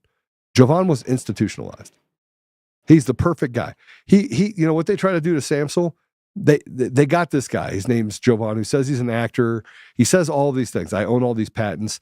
Someone did a patent request, historical request of all the patents he has. He added himself to it. He added himself to patents. True story. But I wanted to respond. And you go, Joe, why are you giving this guy air? I'm not. I'm giving the story air. I'm giving my story air. I now get to talk about how pieces of trash like this fake, fraudulent, glass-mouthed individual has been able to tell people that it's all about the paper. He's the chaos agent. And so I wanted to take the time to go through this. He also had Mark Cook on and silenced him every time Mark Cook went to talk because he is desperate for attention. So I wrote this. I said, I will bite, liar. How do we get information on Eric Coomer? Liar. How did I pick Eric Coomer out of 2,500 employees? How did the head of Dominion, who owned the adjudication process, a self-proclaimed skinhead, Antifa member, who posted the Antifa manifesto, who wrote about killing cops and assassinating President Trump, a guy who wrote about raping his wife, making her bark like a dog, peeing on her, and then published it, a man who has the Church of Satan tattoo on his arm, a man who ran into the building drunk, then lied over and over again a couple days before his deposition, a man who was a massive drug addict, who was recruited by Sequoia voting systems and was going to serve a long prison sentence based on a criminal case out of California that seemed to disappear in the hiring by Sequoia. How did that correspond to the information about the theft inside the machines? How did I predict the outcome of the January 5, 2021 Senate runoff race in Georgia? Yeah, you glass-mouthed fool. You're a fraud, Jovan. Jeffrey Filial, your entire family, including your son, hate you. Why? Well, let's take a look back. Let's take that back to you being institutionalized. Let's talk about that, shall we? You were put in protective custody for over a year. You were adjudicated as mentally defective. You say that you run a popular podcast. Over 70% of your listeners, fake listeners, are from Germany. You are a fraud. But I will do an entire thread on the subject. Thank you for that. And how about the lawsuit, the New Hampshire lawsuit, Theft Boy? Your response is golden. You were just an agent. See, you lie and slander. I will put every moment making sure I slow it down for people to see what a piece of trash you are. Smoke and mirrors, let's do this. So the first thing that I did is I went and got stats so that you don't think that what I'm saying is not true. The first one is the stats for Jovan Pulitzer. It goes through and tells his podcast that goes out. He's been doing it since 2022. 70% of his listeners are from Germany. The U.S. is 24%. So, I mean, what's up with Germany? He must be really popular. He's in all these other countries. Well, here's what happens. You get people to buy listens on it to make yourself popular. Should tell me something. Why am I spending time on this guy? I'm spending time on this guy because it's the 1 or 2 people that I want to reach, not the 3 or 4. And then I put up this in other posts that says, if you didn't know the Antifa deal, that was on June 2nd, just so you know that the Antifa manifesto was published on June 1st. The day after it was published overseas, it came here, and of course, Eric Coomer, the Antifa guy, just a coincidence, posted this on his socials. You go further, here's old Coomer, basically dressing up as a really scary guy. I guess his goal is to be evil. It fits everything else, right? Then you have the Coomer post of ACAB, all cops are a bastard, that he posted just before the election. Now, I went on and did a full posting of all this, and I went step by step by step by step. And the reason why I did it, we're going to have to go back to the other one if we can now, is I wanted to walk through all of the posts. So the first post that I put underneath that is in 2020, there was this. It was October 2020, before the election. This article was meant to slander me. I had, in fact, infiltrated Antifa. I did not know what the meaning behind it was. That would come later. But here, the article and the video, again, before 2020. And this is the Colorado Times Recorder. Want to put that up? Just hit that little link if you would and see if we can go to it. You guys can all do all this stuff for you, by the way. I want to do all the heavy lifting for you. I think it's important that we do the heavy lifting. Now, if you go into this, it's rather simple. It says, FEC United founder threatens journalists at GOP candidate event. There's a video in it. Go watch it. In that, it said that I have identified Antifa members that are actually journalists writing stories about us. They're Antifa members. One of those people was Sean Heidi Beadle. There's others that were in there. The person that wrote this, Antifa member. And they're part of this Antifa group. So you can go back and watch the video if you want. I'm not going to do it, but I threatened to dox those people. Now, one of the reasons why I didn't go through the doxing of anybody in that deal is because I didn't really have time. I didn't have time. There's a lot going on. And frankly, what they were doing in the community was absolutely abhorrent. Let's go back to the feed, shall we? Go back to the feed. See if I can find it. Oh, geez. Okay. Then we go to the one below it. The one below that is on October 3rd, or November 3rd, 2020. We went to a watch party for the election. Surreal. We all had the feeling something was wrong. Seemed weird. And we said, well, this is odd. No winner. Why are they shutting it all down? Below is a bunch of posts, mostly on Facebook. I did not use Twitter that much at the time. Show you some progression. So the first thing that I did is I took you back to 2020 in March of 2020. And actually, I think I had one before that, didn't I? Didn't I have one before that? Maybe I did. Let's look. One in the thread. Yeah, I forgot there was one from January too, I think. So coronavirus. This is October or March 8th. Now again, I'm a learning guy. Like I'm a quick study. I go and I read. I get in the middle of things. I had been overseas for 6.5 years. And remember, I told everyone up front, look, I see dead people. Apollo, did I not say I see dead people? Yep. Well, let me read this to you. Coronavirus is a hoax. It is a strain of flu that kills the elderly and the immune deficient at a rate of 4x out of influenza type A. The economic impact of the scare is designed to shake the economy. If you do not believe me, do me a favor and tell me how many people in the U.S. died of the flu in 2019. And tell me how many people died of the coronavirus in 2019 and 2020. Let me help you. As many as 61,000 people died in 2019 related to the flu in the U.S. CDC. Stop the madness. Mainstream media did not even tell you the reality of what will happen if you contract it. Most likely nothing. The scare is pushing the stupid again to the top and showing just how naive we are as a country. You are welcome. That was on March 8th. I mean, look, I told you, I've been kind of a voice of reason for a long time. And then there was what I was doing to question what was happening. So this was on May 6th. Why did Facebook, YouTube, and Twitter take down the interview with Fauci's ex-employee? Its technology has not been weaponized. If technology has not been weaponized against the people, and they have an army of fact checkers, why did they remove it?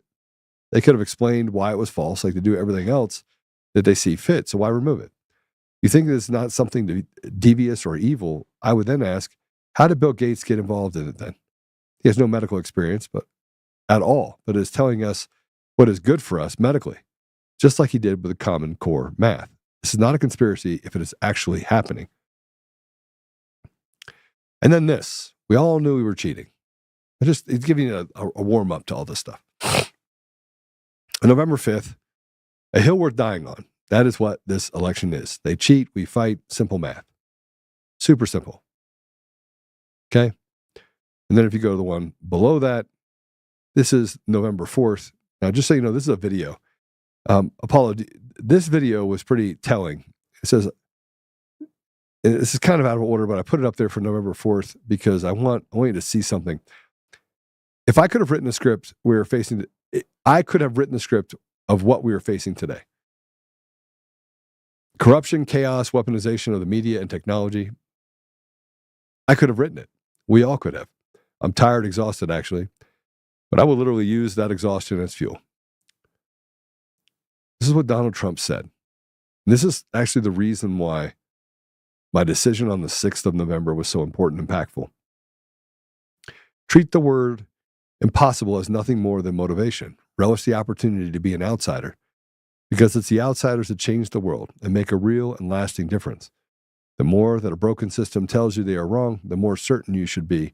You must keep pushing ahead. You must keep pushing forward. Have I not commanded you to be strong and courageous? Do not be afraid. Do not be discouraged. For the Lord your God will be with you wherever you go. Joshua 1:9. No matter what, the fight begins today. That was on November 4th. They had not called the election yet. Now below that, it's 3 days after the election, I was up elk hunting on November 6th. I was elk hunting with my best friend, Gordon. Gordon is 88 this year. We've been friends for about 15 years. He ran a successful large accounting firm for the first 100 years of his life. He told me that night after getting to the bottom of things, to stand down and let someone else do it. And as you can tell, I did not listen. And this says, I remember I run a data company. I have lots of amazing friends. Monday will be disclosed and to cover one of the biggest links to the entire voter fraud case you have ever seen. Not kidding. It's not over.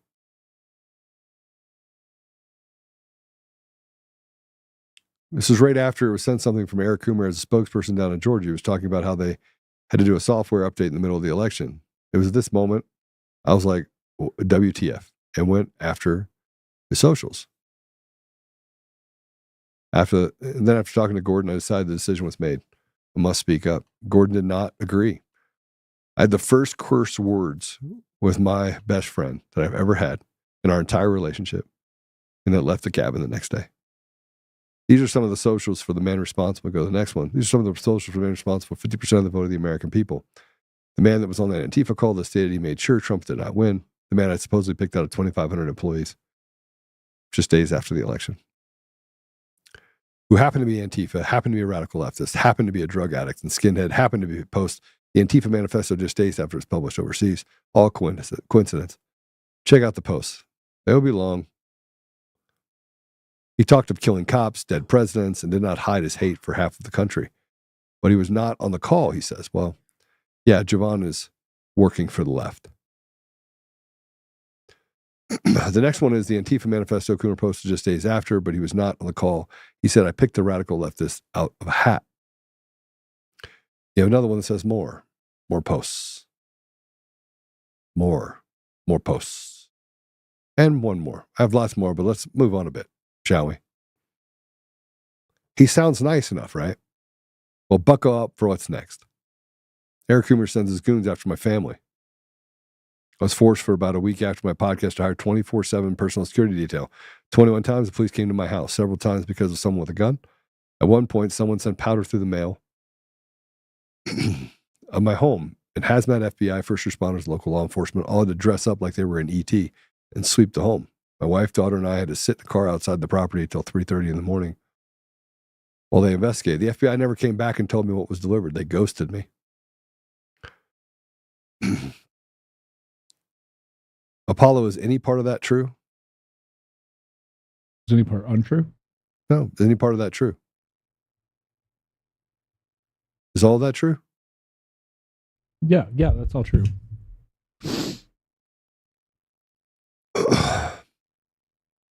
Eric Coomer does next. He writes an article in the Denver Post. The article says a lot. 59 election security, this is what he writes this. 59 election security experts signed a statement on November 16th affirming that the 2020 election was technologically secure. Signatories include computer scientists, professors at Princeton University, Georgetown University, and Stanford University, among others, researchers and scientists. Who are these people? Apollo, has any of these people ever come forward as the people that were, this is it? Nope. No. And it ended with this. It is unconscionable that certain fringe media personalities look to increase their personal notoriety, website traffic, and ad revenue will continue to prey on the fears of public concerning the safety and security of our election systems. Additionally, any posts on social media channels purported to be from me have all been fabricated. I do not have a Twitter account, and my Facebook account is not active. These individuals are impersonating me. Only none of that was true. He later was forced to admit that they were all his. He lied. They filed a lawsuit against me, and the lawsuits and lawfare began. I've fought this for 4 years. I've spent over $1 million. Many of the people in the public, you guys have supported me. You've donated over $100,000 to my legal fees. I continue to be in the fight. I continue to go from place to place to place to place. At one point, there was a woman that walked up to me with a bag. She hands me the bag. And there was $20,000 in it. And I went, wow. Thank you. Many people had done really amazing things like that for me. I have a friend, Kathy. I want to tell you about Kathy. Kathy's one of the most amazing women I've ever met. And when I was having my hardest days, she would just come and give me a hug. She lost her sister. She lost her nephew. She she had to take care of her brother-in-law. Still does to this day. And every time I went to see her, she always made sure I was encouraged, no matter where I went. 4 years I fought. Now, I didn't go and take 30 grand from the New Hampshire anyone. I didn't do any of that. I didn't stand on a soap top box and say, ooh, poor me, when I had to step away from my company. I didn't even put that in there. I plan on making a huge thread. I mean, just one big thread. I'm going to sit down one day. Apollo said he'd help me. And just walk through it. How do you pick a guy out of a hat? And more important than picking him out of a hat, how do you verify his voice and everything else and everything just aligned? And we have information that comes out of a trial where Eric Coomer just said in this thing in December of 2020, there was a safe technologically.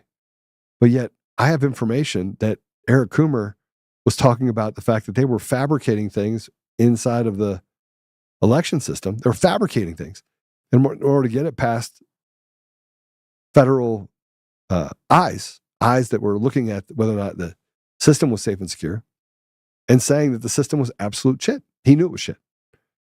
And yet that's not what he said here. He lied. Again, he keeps lying. He lied about that. Lie.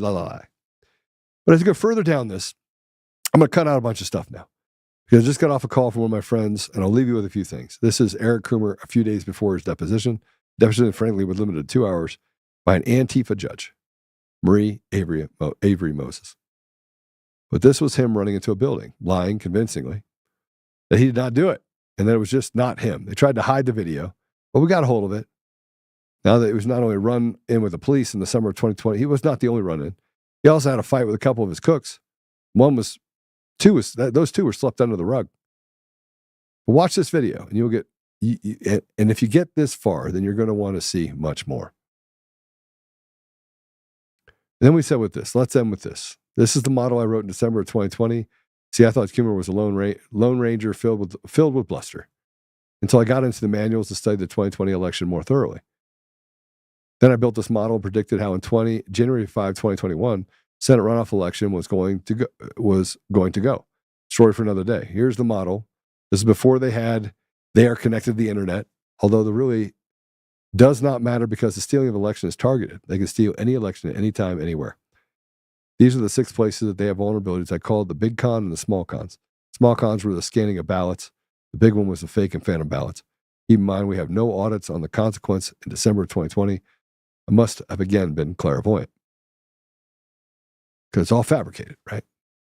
See, much like how you're accidentally in somewhere, God accidentally makes things kind of be revealed. Okay, not the ending yet. I went to Washington on January 4th, 2021, met with many people and told them how they stole the election. I was on the stage at the Freedom Plaza on January 5th, telling the world how they stole the voice of the people and saw the lights go out of the cameras in the back one by one. Apollo, did they not go out one by one? Ding, ding, ding, ding. Yeah, I had people telling us, hey, whatever you guys were just talking about, they just shut off all the feeds. One on YouTube just died, but, a few different outlets. I then met with other people. You're right. Apollo was there, by the way. Met with other people like Patrick Byrne, John Eastman, Matt DiPerno, and a bunch of other remain nameless. I was tested, battered, and challenged. Then the 2020 runoff election happened, and everything I said would happened, almost to the exact precision. Then I went to meet with the Secretary of State, and he no-showed. He never showed us. I presented the models to Pompeo's counsel. He gave me the tell, the look that changed it all for me. He knew that I knew, and I knew that he knew that I knew he knew. And the last 4 years ensued, so much more to write, and I will. And that's how I ended it. You say, Joe, why did you take the time to go through this today? I took the time to go through it today for a lot of reasons. Most of you that are listening in different places, you're probably wondering to yourself, well, I finally put it up and I was like, I've had enough of giving people space that don't deserve space. I have fought for other people long before I fought for myself. That's just the way I am. I believe that what's right is rarely popular. What's popular is rarely right. And frankly, I don't want my kids to grow up in a place that's terrible. I put another post up right afterwards, and I said, I have not tried to state my case publicly for years. The way I saw it, I was not important. Only getting President Trump elected again and righting the ship. My story could wait. And it did not matter to me what other people said about me. I would endure. The truth would win the day. But now is the time. Now.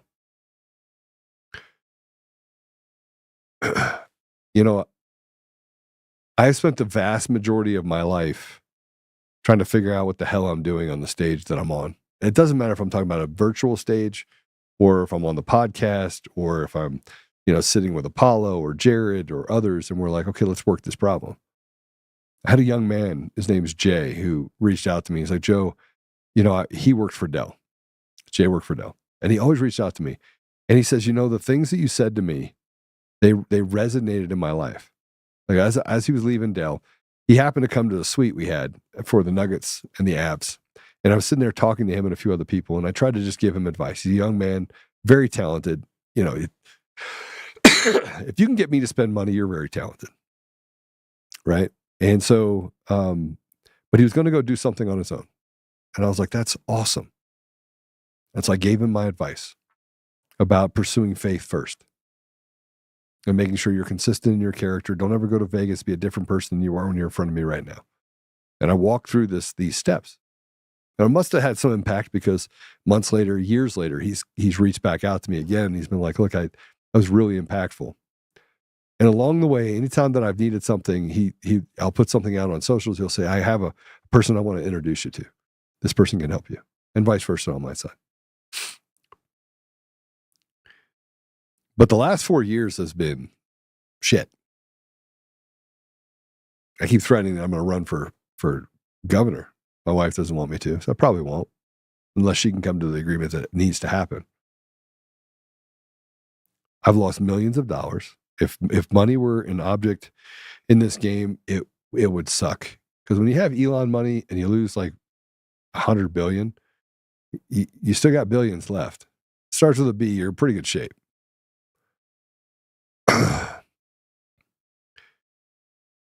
But now I'm focused. I'm dead focused on, what does the next 10 years look like? And how do we get to that place in business? And how do I become an effective voice of reason that does not always want to hit everything on the head as if it's a nail and I'm a hammer? And so in telling this story, eventually I'm going to have to tell you all of it, even the parts that I've left out, because those are the surprising parts that are going to bury Eric Coomer and his attorney, turns out, Charles Kane. And although I am mortified at the idea that other people would get sued for my words, because that's what happened. I just want you to know, other people got sued because of my experience. They got sued for slander for giving me a voice. It's not even, there's no case law for it.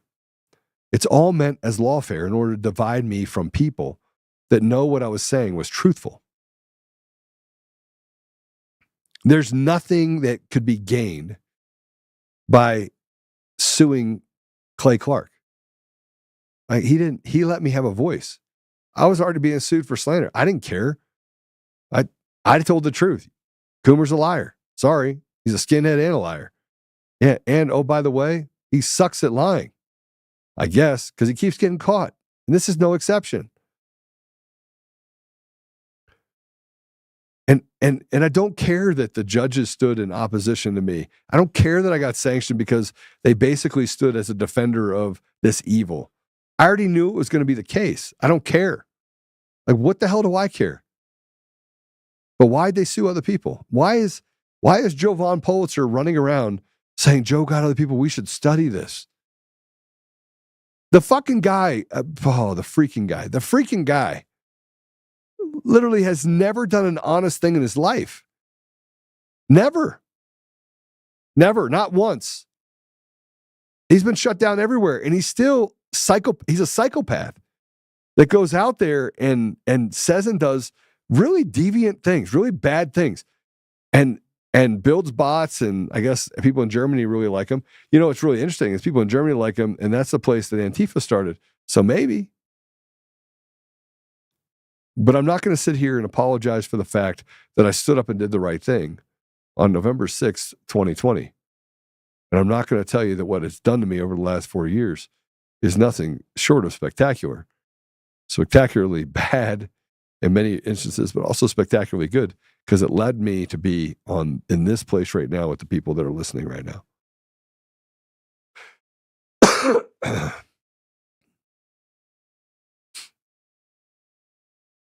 Do not feel sorry for me. Know this. I don't care. But liars like Jovan, I should not be the only one calling him out. And when I see videos of him talking about how he's the expert in it's the craziest thing ever. When I see him on videos and I hear him talk, oh, he's so compelling. And I see how retarded people are, who just don't scratch the surface. Just scratch it just a little bit.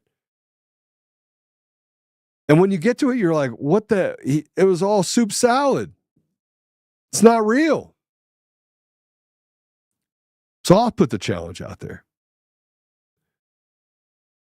I don't really want to do this, but I think that for the sake of it, I'll have a sit down debate with Jovan. on my show, I'll have it. Because he keeps telling people to come to me and say, you'll have it. I will not have it on his show. No way. He didn't have anybody watching him. I mean, 70% in Germany. I don't speak German. My people are in America. So, I mean, I think most of you are. All right. Let's pray it out. At the end of the day, I wanted you to have that. I wanted there to be a factual basis for it. I'm going to add more color to it. I'm probably going to do a long form on it. Apollo, you're going to have to start writing stuff down because a lot of this shit, you're going to remember stuff that I totally forgot. Yeah, I'm getting a lot of nostalgia. Some of the things that you mentioned, I'm like, oh man, I forgot about that day. Yeah. Apollo would stay up 12 hours straight. 12? Yeah, through the night. I'm not talking about during the day. I'm talking about overnight. Oh yeah, that was good. Yeah. And sit up in a truck and watch while I slept in an RV with plates, metal plates that were around the bed. So that if someone shot into the RV, it wouldn't kill me and my wife. You tell me how you would like to live your life that way. Well, and there were moments too. You made a joke about it one time. You're like, yeah, is this nuts that I'm doing this? Am I overreacting? You kind of joked. And I was like, probably not. And then it was like the first few weeks that some guy actually ended up chilling in the bushes. Mm. And I woke up, or not like woke up, I got in the truck because I felt weird and I had brights on. And the next morning, this guy legitimately had a post in the bushes in the snow over there, like 50 yards from your trailer, aimed right at that wall with a rifle. It was like spooky day. The next day, I was like, whoo. And you hear about the hear about the InfoWars guy that was murdered in Austin. Yeah, I did.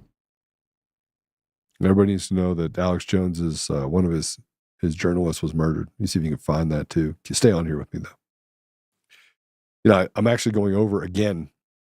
I said I don't feel well, and then I got into it, so I figured, okay, I'm going to keep talking about it. It's never stopped you before. You haven't felt well in like 4 years. Yeah, no.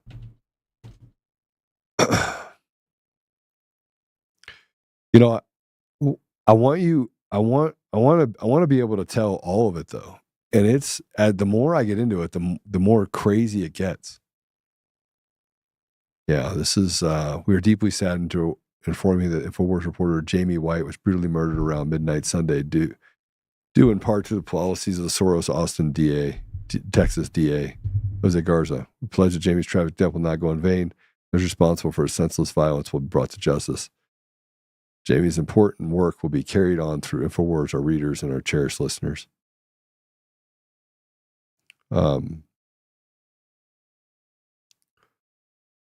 Yeah, another guy in Jones InfoWars was swatted recently. I believe that he was murdered. And I believe that, there's a lot of bad things that happened over the last 4 years. The powder deal, that was just one. But how about the guy that had the rifle across the thing and you ran towards him, so I decided I was running too. Oh, not at your house. You mean? Yeah, well, that's my house. Happened twice. This happened twice. Because one here at the office. The other one was at the office, and I don't know for a fact he had a rifle, but he had something. He had glass. Yeah. He was sitting on the parking garage, and I was like, it's the same thing. Like, let's go to the car. And you're like, no, we're going over there. And I'm like, I don't think we should do that, Joe. Like, I would like to keep you alive. So you were like, I don't care. And we ended up running over there and like running all over the parking garage. It was it was a fun year. Yeah, but it wasn't. No. Look, I gave up drinking in October, and it's changed my life. Like I quit drinking completely because I felt like, and I don't think I was a drunk, but I think there's probably a time in 2021 that I drank a lot. Yeah, it was like, not like during the day, but yeah, especially all the stuff going on with your family, like it causes a lot of stress. You just kind of, you get to the house and what are you supposed to do? Yeah. Well, this is where we cut it off here for you guys. I think I could write a book or two or three about the last 4 years. And I haven't always been kind to certain people in this movement. I certainly will drop someone like a bad habit, but I've also not been the one to run and say, "Oh, let me just get next cozy up to Donald Trump." He's my guy. Like, I support President Trump 100%, but I didn't run out and be like, "Oh, let's go meet with President Trump." Like, I didn't. I mean, I was with Mike Lindell all the time, and he's like, "Joe, you want to come with me?" And I was like, "No, he's got better things to do than meet with me." And people often wonder, like, why, Joe, did you do that? 2 reasons. I have an amazing amount of guilt for somebody else having to fight a battle for me. I've always felt that way. President Trump got sued with me by this clown Coomer. And so it hurts me to have somebody have to fight side by side for me. Number one. And number two, I'm just not that important in the scheme of things. Like, the focus is him, not me. Focus is our country. And so if the time ever presented itself where I could have a sit down with President Trump, then I'll have a sit down with President Trump. And until then, I'm going to do what I need to do, and I'm going to stay focused. I'll fly around the country. I'm going to do the things that are necessary. I'm going to execute on strategies, make sure our strategic plan is aligned, period. And then I'm going to follow and listen to signals. What needs to be done next? What do I need to work on? I've always been that way, though, haven't I, Apollo? I mean, since you've known me. Yeah, I mean, even going back to FEC, sometimes Joe sees something, is like, okay, no, let's stop, back it up. We got to fix something. But I mean, since I've known you, you've been like, all right, you go lead now. You go do it. Yeah. You have no need to be the guy who's micromanaging everything. I don't need to be the guy.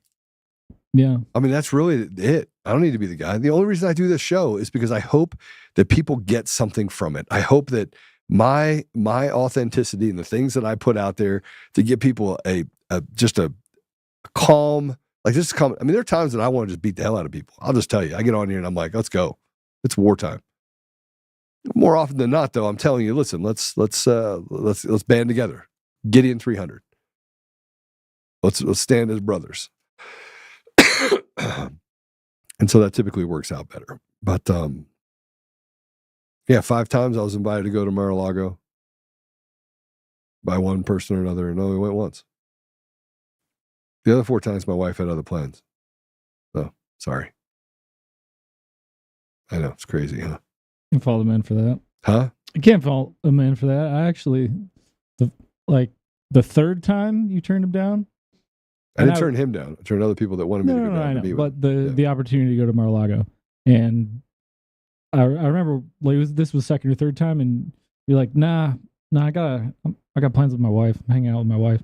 Click, and I kind of laughed for a second, and then I was like, that kind of defines Joe. That was like, all right, brother moment. I don't want, people want to take pictures of people and do all that stuff. I'm just not that guy. I'm an execute guy. Now, I will love on my president till the end of the time. I will honorably do what is necessary in order to make sure that I can preserve truth and honor. But I don't need to do it with recognition. I can just do it. It's easier that way. Right now, I just care about Tina Peters. That's what I care about. Yeah. And free and fair elections. That too. All right. Well, I'm going to pray us out. Thanks. I appreciate all the work you did, bro, over the last 4 years. Very much. I appreciate getting to know you, Joe. And it's been fun being your friend. Brothers to the end, man. Brothers to the end. Till the end. Have a nice day. That's a perfect cup for you. Oh, I forgot I have this one. Oh, here. If Joe Vaughn's watching.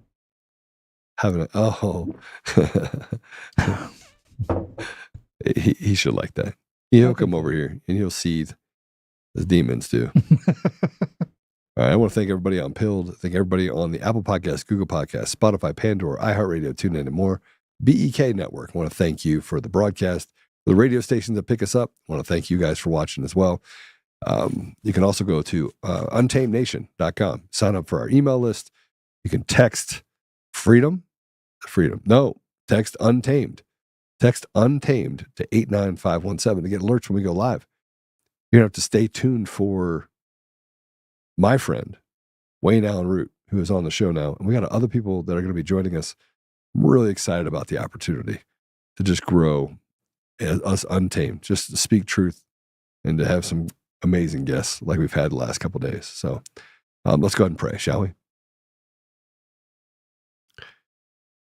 Father God, thank you for the opportunity to be here today. Thank you for Ryan Samsel. Thank you for him doing the right thing and speaking truth and not capitulating to the FBI's lies. Thank you, Father, for the many people who have been standing in the gap for the last 4 years. Thank you for Apollo. Thank you for the courage and commitment that you gave him. Thank you for our team. Thank you for the work that they put in order to push and make sure that we can be ambassadors of truth. Thank you, Father, for the people that are listening, for the things that they do to stand and to work the problem in their communities and for all of us around the country. Thank you for their prayers, Father, and thank you for their commitment to all of us. Father, I want to thank you for President Trump, Elon Musk, and Thomas Massie, and our leaders that have stood in the path of things that they may see as wrong, however unpopular they may be, through the beer goggles or the fog that we may be living in. Father, I would ask you to clear the fog and give these leaders the ability to come together, solve problems, and to create a resolution that would favor all Americans. Help us, Father, that we may restore you to our community, to our country, and we may do the hard work that's necessary in order to protect all of us, all people, especially the ones most disadvantaged. Help us, Father, we may have grace and humility and operate in that with great strength and great courage. And I ask these things, Father, humbly in Jesus' name. Amen. All right, I'll see you guys tomorrow. I'm going to go get some rest. If you don't mind, I'm going to go lay down for a bit. God bless you all.